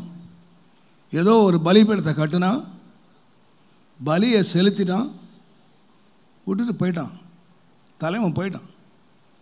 அந்த பலியை சாப்பிட்டாங்க அப்படின்னு சொல்லலை. ஆனால் இந்த பஸ்கா பலியிலே தான் குடும்பம் என்று ஒன்று வந்தது. அதனால தான் ஆண்டவர் சொன்னார், கர்த்தராய் இயேசுவை நாம் விசுவாசிக்கும் போது, அப்போஸ்தலர் 16:31 அந்த சிறைச்சாலை தலைவன் பவுலையும் சீலாவையும் பார்த்து கேட்டபோது, நான் ரட்சிக்கப்பட என்ன செய்யணும் அப்படின்னு கேட்டால், நீ விசுவாசா கர்த்தராய் இயேசுவை நீ விசுவாசி, அப்பொழுது நீயும் உன் வீட்டார் எல்லாரும் உன் குடும்பம். அப்போ இந்த பலி யாருக்காக செலுத்தப்படுதுன்னா, ஒன்லி தலைவனுக்காக மாத்திரம் இல்லை, இந்த பலியோடு யார் ஐக்கியப்படணும் அப்படின்னு கேட்டீங்கன்னா ஹோல் ஃபேமிலி குடும்பமாக உட்கார்ந்து சாப்பிடணும். குடும்பத்தில் ஒவ்வொருவருக்கும் இதில் பங்கு இருக்கணும். குடும்பத்தில் ஒவ்வொருவரும் ரட்சிக்கப்படணும். குடும்பத்தில் ஒவ்வொருவரும் இந்த பலியோடு உறவு கொள்ளணும். குடும்பத்தில் ஒவ்வொருவரும் இந்த பலியை சாப்பிடணும். குடும்பம் முழுவதுக்கும் ஆக இந்த பலி செலுத்தப்பட்டது என்பதை நாம் மறந்துவிடவே கூடாது. நான் நினைக்கிறேன், குடும்பத்துக்கு மாத்திரம் அல்ல, ஒரு பெரும் ஜாதிக்கே இந்த பலி செலுத்தப்பட்டுச்சு. குடும்பமாக தனித்தனியாக அவங்க சாப்பிட்டாலும் இந்த பஸ்கா பலி என்று வைத்ததனுடைய காரணம், ஒரு ஜனம் அல்லது ஒரு தேசம், இஸ்ரவேல் என்ற ஒரு தேசம் உருவாவதற்கு, இஸ்ரவேல் ஜனங்களுடைய முழுவதும் விடுதலையாருக்கு அந்த ஒரு பலியினாலே ஒரே நாளிலே ஒரு ஜனம் முழுவதும் விடுதலை ஆகிறது, ஒரு தேசமே விடுதலை ஆகிறது. இஸ்ரவேல் தேசம் வெளியே வரும். நான் சொல்லுவேன், இந்த ஒரே ஒரு பலியிலே தான் சர்வலோகத்தின் பாவங்களை சுமந்து தீர்க்கிற தேவாட்டுக்குட்டி. இந்த ஒரே ஒரு பலி ஒரு குடும்பத்துக்கு மாத்திரல, ஒரு தனி மனிதனுக்கு மாத்திரமல்ல, சர்வலோகத்துக்கும் இந்த ஒரே ஒரு பலி தான். இதை எந்த குடும்பம் சாப்பிடுதோ, எந்த குடும்பம் இதை விசுவாசிக்கிறதோ, எந்த குடும்பம் இதை நினைவு கூறுகிறதோ, அந்த குடும்பம் எகிப்தினுடைய அடிமைத்தனத்திலிருந்து வெளியே போகும். இதை சாப்பிடணும். நாலாவதாக இந்த பலியில் நீங்கள் பார்த்தீங்கன்னா, தேவனுடைய நாமத்துக்கு மகிமை உண்டாவதாக, இந்த பலியில் தான் நீங்கள் மற்ற எல்லா பலியும் பாருங்கள், ரத்தம் பூமியிலே சிந்தப்பட்டது. வெட்டுனா ரத்தத்தை ஊற்றுனா, பலி செலுத்தினா போயிட்டான். ஆனால் இந்த பஸ்காவிலே தான் நீங்கள் யாத்திராம 12:6-7 பஸ்கா ஆட்டுக்குட்டியின் ரத்தத்தை எடுத்து நிலைக்கால்களிலே பூசணும். வெட்டப்பட்ட ஆடு எங்கே இருக்கும்? அறையில், கிச்சனில். ஆனால் ரத்தம் எங்கே இருக்குன்னா மேலே உயரத்தில் வாசக்காலில் மேலே பூசப்பட்டு. இந்த இதுவரைக்கும் ரத்தம் பூமியிலே கொட்டப்பட்டது, பட் இதிலே தான் ரத்தம் உயரத்திலே வந்தது. பலியை விட ரத்தம் மேன்மையாக எண்ணப்பட்டது. ரத்தம் வாசலில் பூசப்படும். இப்போ இதை யார் பார்க்குறான்னு கேட்டிங்கன்னா, சங்கார தூதன் வர்றான். அவன் டேய் உள்ளே வரான். அங்கே வெளியே இஸ்ரவேல், யூதா, ஜோசப் அப்படின்னு கோத்திர பெயர்களை வாசலில் அடித்து வச்சிருக்கிறதுனால அவன் போகமாட்டான். 12 கோத்திரங்களும் தனித்தனியாக பேர் எழுதி, இவன் லேவி, லேவி கோத்திரத்தார், இவங்க யோசேப்பு கோத்திரத்தார், மனாசே கோத்திரத்தார், எப்ராயிம் கோத்திரத்தார், யூதா கோத்திரத்தார் அப்படின்னு அவங்களுடைய கோத்திர பேர்களை எழுதி வைக்கிறதுனால தப்ப மாட்டாங்க. அந்த பெயர்கள் அவங்களை காப்பாற்றாது. எந்த வீட்டிலே அவன் செலுத்தின பலியினுடைய ரத்தம் எந்த வாசலில் இருக்கிறதோ அந்த வீடு தான் சாபத்துக்கு தப்பும், அழிவுக்கு தப்பும். இல்லாவிட்டால் அவர்களும் இந்த எகிப்தியர்களோடு சாவார்கள், அழிஞ்சு போயிடுவாங்க. இவங்க அழிவிலிருந்து தப்ப வேண்டுமானால் ஒரே ஒரு காரணம் தப்ப முடியும், இந்த இரத்தத்தினால மட்டும்தான் தப்ப முடியும். இயேசுவின் இரத்தத்தினால ஒரு மனுஷன் விடுதலை ஆகாவிட்டால் அவனுடைய பெயரோ அவன் கிறிஸ்தவ பெயரை வச்சிருக்கிறதுனாலையோ கிறிஸ்தவ கோயிலுக்கு போகிறதுனாலையோ அவன் ரட்சிப்பு கிடையாது. ரட்சிப்பு எங்க இருக்குன்னு கேட்டீங்கன்னா ஒன்லி பிளட். ரத்தம் சிந்துதல் இல்லாமல் பாவ மன்னிப்பு இல்லை. No deliverance. ரத்தத்தில் ஜீவன் இருக்கிறது. நம்முடைய ஜீவனுடைய அழிவில் நம்ம தப்புவிக்கும்படியாக இயேசு தம்முடைய ஜீவனை கொடுத்து ரத்தத்தை சிந்தினார். இந்த இரத்தத்தினாலே தான் விடுதலை. இந்த ரத்தம் தெளிக்கப்படுகிறது. இந்த ரத்தம் எங்கே இருக்குன்னு கேட்டிங்கன்னா வாசல் நிலையில் இருக்கு. உள்ளே பிரவேசிக்கிறான், வாசலை பார்க்குறான், இந்த வீட்டில் ரத்தம் தெளிக்கப்பட்டிருக்கு. இந்த குடும்பம் ரத்தத்தினால் மீட்கப்பட்டிருக்கு. இங்கே பஸ்கா பலி இங்கே செலுத்தப்பட்டிருக்கு. இயேசுவாகிய பஸ்கா இங்கே அடிக்கப்பட்டிருக்கிறார். சங்கார தூதன் கடந்து போகிறான். இதை ஒருவன் விசுவாசிக்காம அவன் இஸ்ரவேல் கோத்திரத்தில் பிறந்திருக்கலாம், இஸ்ரவேலில் வளர்ந்திருக்கலாம், இஸ்ரவேல் பெயர் அவனுக்கு இருக்கலாம், ஆனால் அதுவே அவனுக்கு என்னவாகாது என்று சொன்னால் அவனுக்கு விடுதலை ஆகாது. கடைசியாக இந்த பலியில் நான் ஒன்றை மிக முக்கியப்படுத்துகிறது.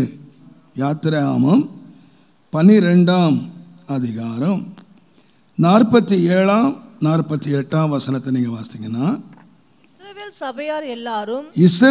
சபையார் எல்லாரும் இதை ஆசிரிய கடவர்கள். அந்நியன் ஒருவன் உன்னிடத்திலே தங்கி, அந்நியன் இஸ்ரவேலில் பிறக்காத ஒரு புறஜாதி அந்நியன் ஒருத்தன் உன்னோட தங்கி இருக்கான். கர்த்தருக்கு பஸ்காவை ஆசரிக்க வேண்டும் என்று இருந்தால் அவனை சேர்ந்த ஆண் பிள்ளைகள் யாவரும் விருத்த சேதனம் பண்ணப்பட வேண்டும். பின்பு அவன் சேர்ந்து அதை ஆசரிக்க வேண்டும். பின்பு அதை சேர்ந்து ஆசரிக்க வேண்டும். அவன் சுதேசியை போல் இருப்பான்.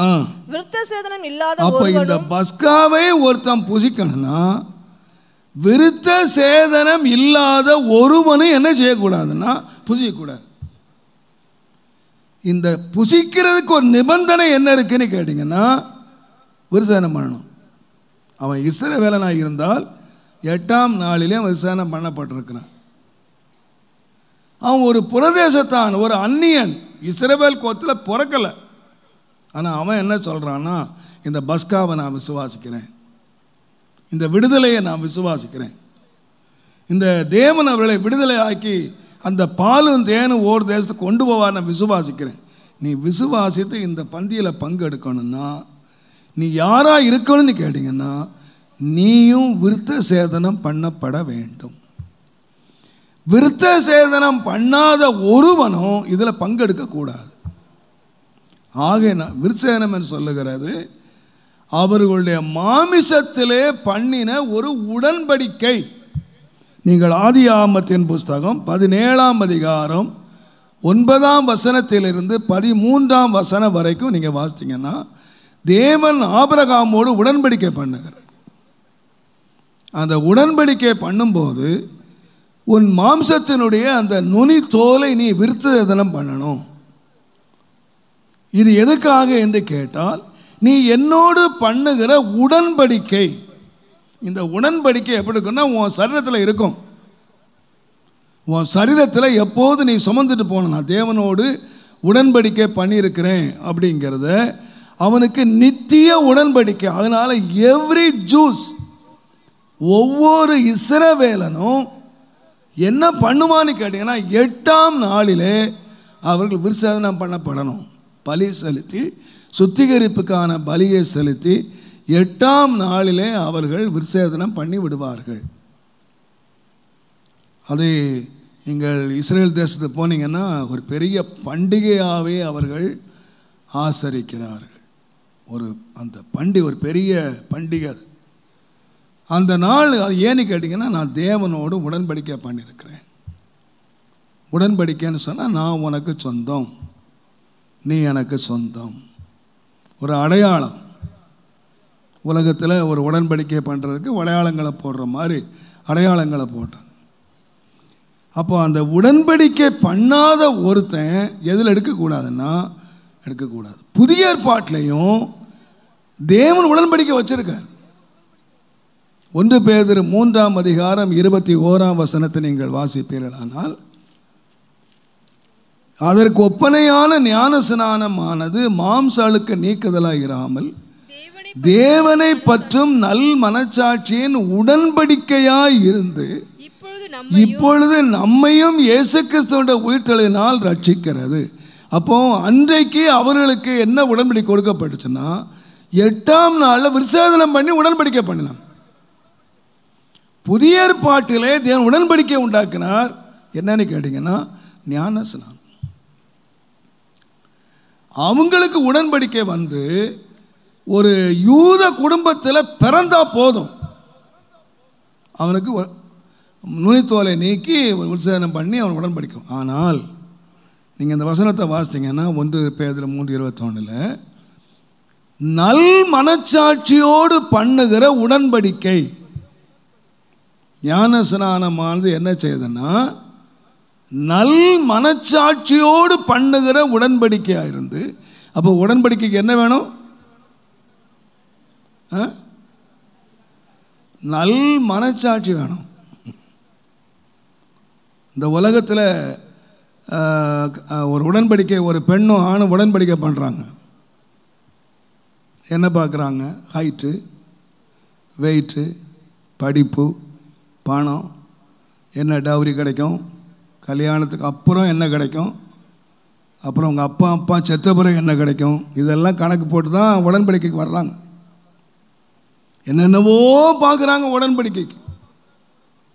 ஆனால் தேவனோடு உடன்படிக்கை பண்ணுறதுக்கு என்னத்தை பார்க்கறது இல்லைன்னு கேட்டிங்கன்னா, அவனுடைய மனச்சாட்சியை தெரியாது நமக்கு, அவன் மனம் என்னன்னு தெரியாது. அதனால தான் அந்த உலகத்தில் பாருங்கள், 3 பொண்ணை ஏமாற்றி கட்டிட்டு போயிடுறான். இதுக்கு என்ன தேவையில்லைன்னா மனச்சாட்சியே தேவையில்லை, சாமர்த்தியம் இருந்தால் போதும். இது மாம்ச பண்ணுற உடன்படிக்கை. ஆனால் தேவனோடு பண்ணணுமானா, ஆண்டவரே நான் விசுவாசிக்கிறேன்னு சொல்லிட்டா போதாது. இந்த உடன்படிக்கைக்கு என்ன வேணும்னா நல்ல மனச்சாட்சி வேணும். நம்முடைய மனச்சாட்சி எப்பொழுதுமே துர்மனச்சாட்சி. நம்முடைய மனச்சாட்சி நல்ல மனச்சாட்சி இல்லை. இந்த துர்மனச்சாட்சியை நீக்குவதற்கு தான் கர்த்தருடைய வேதம் சொல்லுகிறது. எபிரேயர் 9:14 நீங்கள் வாசிப்பீங்கன்னா, நித்திய ஆவியினாலே தம்மை தாமே பழுதற்ற பலியாக தேவனுக்கு ஒப்பு கொடுத்த கிறிஸ்துவினுடைய ரத்தம் ஜீவனுள்ள தேவனுக்கு ஊழியம் செய்வதற்கு உங்கள் மனச்சாட்சியை என்ன செய்கிறது? கிரியைகளற சுத்திகரிக்கிறது. அப்ப ரத்தம் என்ன செய்யுதுன்னு கேட்டீங்கன்னா, சுத்திகரிக்கிறது. நீங்கள் எபிரேயர் 10:22 வாசிப்பீங்கன்னா, துர்மனச்சாட்சி நீங்க தெளிக்கப்பட்ட இருதயம் உள்ளவர். அப்போ அங்க ஒரு தெளிப்பு இருக்கிறது. நீங்கள் 1 பேதுரு 1:2 வாசித்தீங்கன்னா, கீழ்ப்படுதலினாலே ரத்தம் தெளிக்கப்படுவதற்கும் அழைக்கப்பட்ட பரதேசிகளுக்கு நிலை. இப்போ ரத்தம் தெளிக்கப்படுகிறது. ஒரு ரத்தம் தெளிக்கப்படும், சுத்திகரிக்கிறது. என்ன சுத்திகரிக்கன்னு கேட்டிங்கன்னா, மனச்சாட்சி. இயேசுவின் ரத்தம் நம்முடைய துர்மனச்சாட்சியை நீங்கள் நம்ம சுத்திகரித்து, இந்த மனச்சாட்சியோடு என்ன பண்ணுறோன்னா இயேசுவோடு உடன்படிக்கை பண்ணுறோம். பழைய ஏற்பாட்டினுடைய பஸ்கா பலியை யார் சாப்பிடக்கூடாதுன்னா, உடன்படிக்கை பண்ணாத ஒருத்தன் சாப்பிடக்கூடாது. தேவனோடு உடன்படிக்கை பண்ணாத ஒருத்தன் இந்த பங்குதியில் பங்குகூடாது. ஆகையினாலே தான் நாம் பெந்தகோஸ்து சபைகளில் சொல்கிறோம். என்னன்னு கேட்டிங்கன்னா, ஞானஸ்நானம் எடுக்காதவங்க பங்கெடுக்காதீங்கன்னு சொல்கிற காரணம் என்னன்னு கேட்டிங்கன்னா, உடன்படிக்கை பண்ணாதவர்கள் இந்த பஸ்காவிலே பங்கெடுக்கக்கூடாது. இது திருவிருந்து என்று சொன்னாலும் இது ஒரு பஸ்கா. நமக்காக அடிக்கப்பட்ட இயேசுவை பஸ்காவாகிய பலியை நினைவு கூறும்படியாக நாம் செய்கிறோம். அதனால தான் என்ன செய்யக்கூடாதுன்னு கேட்டிங்கன்னா, நல் மனச்சாட்சியோடு உடன்படிக்கை பண்ணினவங்க மாத்திரம்தான் இதில் பங்கெடுக்கணும். நிச்சயமாக கட்டளை என்னன்னு கேட்டிங்கன்னா, மனச்சாட்சியை வித்துட்டு துர்மனச்சாட்சியோடு ஜீவிக்கிறவங்க இதில் பங்கெடுக்கக்கூடாது. இது ஆவிக்குரியது, யூதர்களுக்கு உள்ளது. சரீரம் ஏதோ தனக்காக அடிக்கப்பட்ட ஒரு ஆட்டினுடைய மாம்சத்தை புதிச்சாங்க.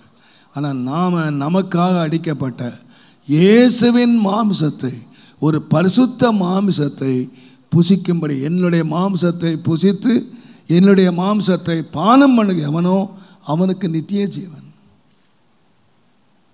அவனுக்கு எவன் பஸ்காவை ஆட்டுக்குட்டியை புசித்து பானம் பண்ணுறானோ அவனுக்கு என்ன இருக்குன்னு கேட்டிங்கன்னா, எகிப்திலிருந்து விடுதலை மாத்திரமல்ல, அவனுக்கு என்னவும் இருக்குன்னு கேட்டிங்கன்னா ஒரு பாலும் தேனை ஓடுற தேசம் இருக்குது. ஆனால் ஆவிக்குரிய பஸ்காவாகிய என்ற இயேசுவினுடைய பலியை புசிக்கிறவனுக்கு ஒரு நித்திய ஜீவனும் நித்திய ராஜ்யமும் இருக்கிறது. இதுக்கு என்ன வேணும்னு கேட்டிங்கன்னா, துர்மனச்சாட்சி நீங்க மனச்சாட்சியோடு பண்ணுகிற ஒரு உடன்படிக்கை. இந்த உடன்படிக்கை நித்தியமாக நம்முடைய ஆவியில் இருக்கணும். கண்டவங்கள் அதில் பங்கெடுத்துடக்கூடாது. மனச்சாட்சியோடு அதில் பங்கெடுக்கணும். உடன்படிக்கை நினைவு கூர்ந்து பங்கெடுக்கணும். அதனால தான் சொன்னான், அவனவன் இதை சோதித்து பார்த்து நீ பங்கு பெறு. ஏன்னு கேட்டால், நீ ஆண்டவரோடு பண்ணின உடன்படிக்கைக்கு உண்மையாக இருக்கிறியா? உடன்படிக்கை பண்ணும்போது நீ எப்படி இருந்த? உன் துர்மனச்சாட்சி நீங்க சுத்திகரிச்சுட்டு நீ ஞானஸ்நானம் எடுத்த, உடன்படிக்கை பண்ணின. இப்போ மனச்சாட்சி எப்படி இருக்கு? கள்ளங்களையும் கபடங்களையும் வைராக்கியங்களையும் விரோதங்களையும் நாம் வச்சுட்டு அதில் பங்கெடுப்போமானால் ஆபத்து நமக்கு தான். ஞானஸ்நானம் எடுக்கும்போது எல்லாத்தையும் அறிக்கை பண்ணி நாம் ஞானஸ்நானம் எடுத்தோம். ஆண்டவரே என்னை மன்னியும், இரத்தத்தினால் என்னை கழுவும்.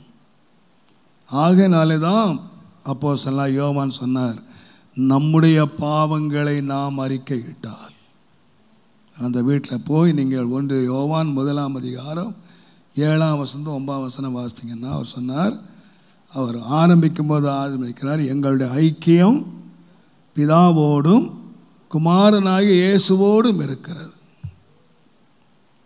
இப்போ இயேசுவோடு ஐக்கியமாக இருக்கிற ஒரு மனுஷன் சொல்கிறாரு, உங்களுடைய பாவங்களை நீங்கள் அறிக்கையிட்டால் அப்படின்னு சொல்லலை. பைபிள் சொல்லுது, என்ன சொல்லியிருக்கு? நம்முடைய பாவங்கள். அப்போ தேவனோடு ஐக்கியமாக இருக்கிற மனுஷனும் தன்னை சேர்த்து கொள்றார். நீங்கள் எங்களோட ஐக்கியமாக இருங்கன்னு அழைச்சி சொல்கிறாரு. நாங்கள்லாம் ஐக்கியமாக இருக்கோம், நாங்கள்லாம் பெர்ஃபெக்டாக இருக்கிறோம், நீங்கள் தான் அறிக்கை பண்ணணும் அப்படின்னு சொல்லலை. நம்முடைய பாவங்களை அறிக்கையிட்டால், அப்போ அதுலேயும் நமக்கு பாவம் இல்லை என்று சொல்வோம். ஆனால் நம்மை நாமே வஞ்சிக்கிற அழைப்போம். எந்த மனுஷனும் சொல்ல முடியாது, என்கிட்ட ஒரு பாவம் இல்லை பிரதர் அப்படின்னு சொல்ல முடியாது. நான் குற்றவாளி இல்லைன்னு சொல்ல முடியாது. நாம் தேவ சமூகத்தில் போய் நம்மை தாழ்த்தி அந்த ஒருவர் சேரக்கூடாத ஒளியினிடத்திலே நாம் போய் நாம் சொல்லுவோமானால் அந்த வெளிச்சத்தில் தெரியும் நம்ம யார். மனுஷன் முன்னால் அநேக குற்றமில்லாத காரியங்கள், மனுஷன் முன்ன குற்றம் இல்லாமல் இருக்கலாம். ஆனால் தேவனுக்கு முன்பாக போகும்போது, நம்மை தேவனை நெருங்கும் பொழுது கர்த்தர் நம்ம காரியங்களை கற்றுக் கொடுக்கிறார். சில வாரங்கள் முன்பாக நான் பேசினேன், கர்த்தர் நம்மை தனித்து கொண்டு போகிற காரணமே எதுக்குன்னு கேட்டிங்கன்னா, நம்மை குற்றத்தை உணர்த்துகிற இடம். நம்ம தனித்து ஆண்டவர்கிட்ட போய் முழங்கால் படியிட்டு எவ்ரி டே ஒவ்வொரு நாளும் நாம் சுத்திகரிக்கணும். நீங்கள் எல்லோரும் நல்ல வெள்ளையாக அன்றைக்கி ட்ரெஸ் போட்டு வந்திருக்கீங்க, நல்லா சுத்தமாக போட்டு வந்திருக்கிறீங்க. நீங்கள் இந்த உட்கார்ந்துருக்க இடத்த நீங்கள் அழுக்கு அடைஞ்சிடக்கூடாது, உங்கள் வஸ்திரம் அழுக்கு அடைஞ்சிடக்கூடாதுன்னு நல்லா மெஷின் போட்டு நல்லா சுத்திகரித்து இந்த மேட்டெல்லாம் டெய்லி சுத்திகரிக்கிறோம். சேரில் உட்கார்றவங்க உங்கள் துணிகளெல்லாம் அழுக்காயிடக்கூடாதுன்னு நல்லா துடைச்சி வச்சுருக்கேன். சத்தியமாக இங்கே ஒன்றும் அழுக்கே படாது. இந்த ட்ரெஸ் எத்தனை நாள் போடலாம்? நீங்கள் உட்கார்ந்துருக்க சேரில் அழுக்கு இல்லை, உட்கார்ந்துருக்கிற மேட்லேயும் அழுக்கு இல்லை. உங்கள் வீட்டையும் நாளுக்கு 3 வாட்டி பெருக்கி சுத்தமாக வச்சுருக்கிறீங்க. உட்கார்ற சோஃபாவும் சுத்தமாக வச்சுருக்கிறீங்க. ஏன் துணியை மட்டும் டெய்லி துவைக்கிறீங்க? சுத்தமாக தானே இருக்குது, இது ஏன் துவைச்சிட்ருக்கிறீங்க? நீங்கள் எங்கேயா சாக்கடையில் புரண்டிங்க பண்ணி மாதிரி?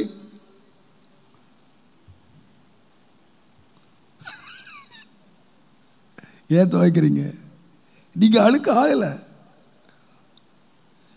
உங்கள் துணி அழுக்க ஆகலை. நீங்கள் எங்கே அழுக்க ஆகணும்னு நீங்கள் போட்டீங்க. உங்கள் உடம்பு அழுக்காகக்கூடாதுன்னு தான் ட்ரெஸ்ஸு போட்டிருக்கிறீங்க. ஆனால் டெய்லி 2 வேளை கழுவுறீங்க. எப்படி இந்த உடம்புல அழுக்கு வந்துச்சு? நீங்கள் அழுக்காகவனை தேடி போனீங்களா? நீங்கள் இந்த உலகத்தில் இருக்க வரைக்கும் உங்கள் துணி அழுக்காகும், உங்கள் உடம்பு அழுக்காகும், நீங்கள் டெய்லி கழுவுறீங்க.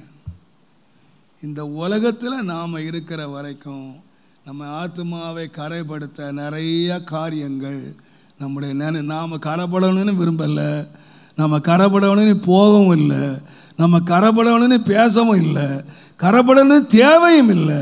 ஆனால் நம்ம கரைப்பட்டுக்கிட்டு இருக்கோம்.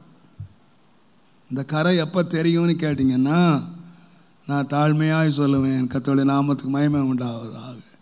எப்படி வெளிச்சத்தில் வந்தால் அழுக்கு தெரியுமோ, அதுபோல் நம்முடைய அழுக்கு கண்டுபிடிக்கிற இடம் எங்கன்னு கேட்டிங்கன்னா, மெய்யான ஒளியாகிய ஆண்டவர்கிட்ட போகும்போது தான் நம்ம நிறையா காரியங்கள். அதனால தான் பவுல் சொன்னார், நான் ஒரு குற்றத்தையும் அறியேன், என்னை சோதித்து பார்த்தேன், ஒரு குற்றமும் என்கிட்ட இல்லை, ஆனால் அதனால நான் நீதிமான் ஆகிறதில்லை, என்னை நியாயம் தீர்க்கிறவர் கர்த்தர்.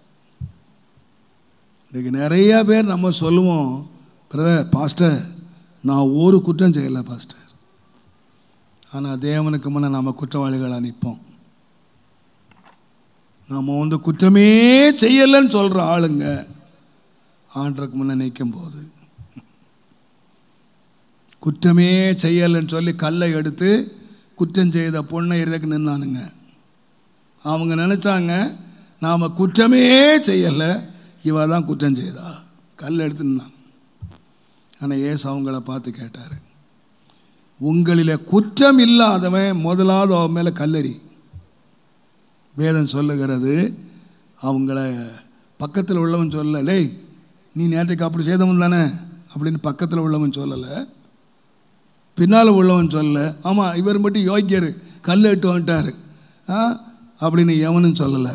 கடிஞ்சு கொண்டது யார் தெரியுமா? அவங்களுடைய மனச்சாட்சி. அடுத்தவன் சொல்லலைங்க, அத்தனை பேர் நீதிமான்கள் தான் நின்னவங்க எல்லாருமே. ஒருத்தருக்கு ஒருத்தர் குற்றஞ்சாட்டப்பட முடியாது. எல்லாம் பிரமாணத்தின்படி வந்திருக்காங்க, எல்லாம் வசனத்தின்படி வந்திருக்காங்க. ஆனால் இயேசு கேட்டார், முதலாவது கல்லை எரி நீ சொன்ன போது கடிந்து கொண்டது எங்கன்னு கேட்டிங்கன்னா, அப்போ இது வரைக்கும் மனச்சாட்சி இல்லையா? எப்போ மனச்சாட்சி வேலை செய்ய ஆரம்பிச்சதுன்னா, என் ஆண்டவராக இயேசுக்கு முன்னே நிற்கும் போது தான் மனச்சாட்சி வேலை செய்ய ஆரம்பிச்சது. கர்த்தருடைய வார்த்தை வரும்போது தான் மனச்சாட்சி வேலை செய்ய. அது வரைக்கும் என்ன சொல்கிறேன், நான் குற்றம் இல்லாதவன், அவள் தான் குற்றவாளி. இதுவரைக்கும் மற்றவர்களை குற்றம் சாட்டினவங்க இப்போ இயேசுக்கு முன்னே நிற்கும் போது தங்களையே குற்றம் சாட்டினாங்க. அவன் கல்லை போட்டு போயிட்டான். நாம் ஆராய்ந்து பார்க்க வேண்டியது மற்றவங்களை வச்சில்லை, போதகரை வச்சோ சபையை வைத்தோ இந்த பரிசேயம் செய்த போல மற்ற ஆயக்காரரை வச்சோ நம்ம நியாயம் தீர்க்காதீங்க. அவங்களுக்கு முன்னே நாம் குற்றவாளி இல்லாமல் இருக்கலாம். கர்த்தருக்கு முன்பாக மனச்சாட்சியோடு நம்முடைய பரிசுத்த கைகளை உயர்த்தி, ஆண்டவரே உம்முடைய மாம்சத்தோடும் உம்முடைய இரத்தத்தோடு நான் பங்கு பெறுவதற்கு என் மனது சாட்சி சொல்லுமா? மனச்சாட்சி வேலை செய்யும். கர்த்தர் நித்த கர்த்தருடைய வார்த்தைகள் நம்முடைய மனதில் கிரியை செய்யும்போது அதை கழுவுவதற்கு என்ன இருக்குன்னு கேட்டிங்கன்னா தூய ரத்தம், அந்த இயேசுவின் ரத்தம் கழுவி உடனே ஒரு மனுஷன் அறிக்கைறான், ஆண்டவரே என்னை இந்த மனச்சாட்சி வாதிக்குதையா, என்னை கழுவுமையா அப்படின்னு மனுஷன் சொல்லும்போது அவனை இயேசு, நான் சொல்லுவேன், நம்முடைய வஸ்திரத்தை நாம் டெய்லி கழுவுறமோ இல்லையோ, நம்முடைய மனதை ஒவ்வொரு நாளும் இயேசுவின் இரத்தத்தினால் கழுவினால் நீங்கள் பிழைத்தீர்கள். நான் ஒரு தப்பும் செய்யல, என்கிட்ட பாவமே இல்லை அப்படின்னு பிலாத்து மாதிரி கை கழுவாதீங்க. தண்ணியில் கழுவாதீங்க, ரத்தத்தில் கழுவுங்க. எவ்ரிடே உங்களை ஆராய்ந்து பார்த்து இரத்தத்தினால் கழுவி நம்முடைய மனதை தேவனுக்கு முன்பாக சுத்த மனச்சாட்சியோடு நீங்கள் வைத்துக் கொள்வீர்களானால் நாம் விடுதலைக்கு மாத்திரம் பங்குதாரர் அல்ல, அந்த விடுதலை கொண்டு வருகிற பரமராஜ்யத்துக்கும் நாம் பங்குதாரராக இருப்போம் என்பதை இந்த பஸ்கா பலி நமக்கு அறிவிக்கிறது. நம்ம எல்லாரும் ஜெபம் பண்ணோம். எங்கள் அன்பின் ஆண்டவரே, இந்த பலியின் மூலமாக நீர் எங்களோடு இடைப்பட்டு கொண்டு வருகிறீர். எங்கள் வாழ்க்கையே ஒரு பலியாக மாறட்டும். எங்கள் மனச்சாட்சியிலே நாங்கள் சுத்தம் உள்ளவர்களா, எங்கள் மனது சொல்லும் சாட்சியே எங்களுக்கு புகழ்ச்சி என்று பவுல் சொல்லுகிறது போல, மனிதர்களுடைய சாட்சியிலேயோ மற்றவர்களுடைய சாட்சியிலேயோ நாங்கள் மகிழ்ந்து விடாதபடி, திருப்தி அடைந்து விடாதபடி, நாங்கள் திவ்ய உண்மையோடு நடந்தோம் என்று சொல்லி எங்கள் மனது சொல்லும் சாட்சி எங்களுக்கு புகழ்ச்சி, தேவனும் சாட்சி என்று சொல்லப்பட்டது போல நாங்கள் நல்ல மனச்சாட்சி உள்ளவர்களாய் எங்கள் துர்மனச்சாட்சி நீங்க நாங்கள் ஒவ்வொரு நாளும் சுத்திகரிக்கப்பட்டவர்களாய் உமக்கு முன்பாய் இருக்க எங்களை ஆயத்தப்படுத்தும், எங்களை தகுதி உள்ளவர்களாய் மாற்றும், எங்களை பரிசுத்தப்படுத்தி பரிசுத்தங்களை வைத்துக் கொள்ளும். இங்கே மாத்திரமல்ல ராஜா, இந்த வேதபாட ஆராதனை தூரத்தில் அநேகர் இங்கே இருக்கிறவர்களை காட்டிலும் அதிகமான பேர் வெளியே பார்த்து கொண்டிருக்கிறார்கள். அநேகர் தொடர்ந்து இந்த ஆராதனையை பார்க்க போகிறார்கள். எல்லார் மேல் இந்த சுத்திகரிப்பின் ஆவியானவர் எங்களிலே இறங்கி நாங்கள் மனச்சாட்சி உள்ள கிறிஸ்தவர்களாய் உமக்கு முன்பாக நாங்கள் இருக்க எங்களை பலப்படுத்தும், எங்களை ஆசீர்வதியும். இயேசுவின் நாமத்தில் பிதாவே.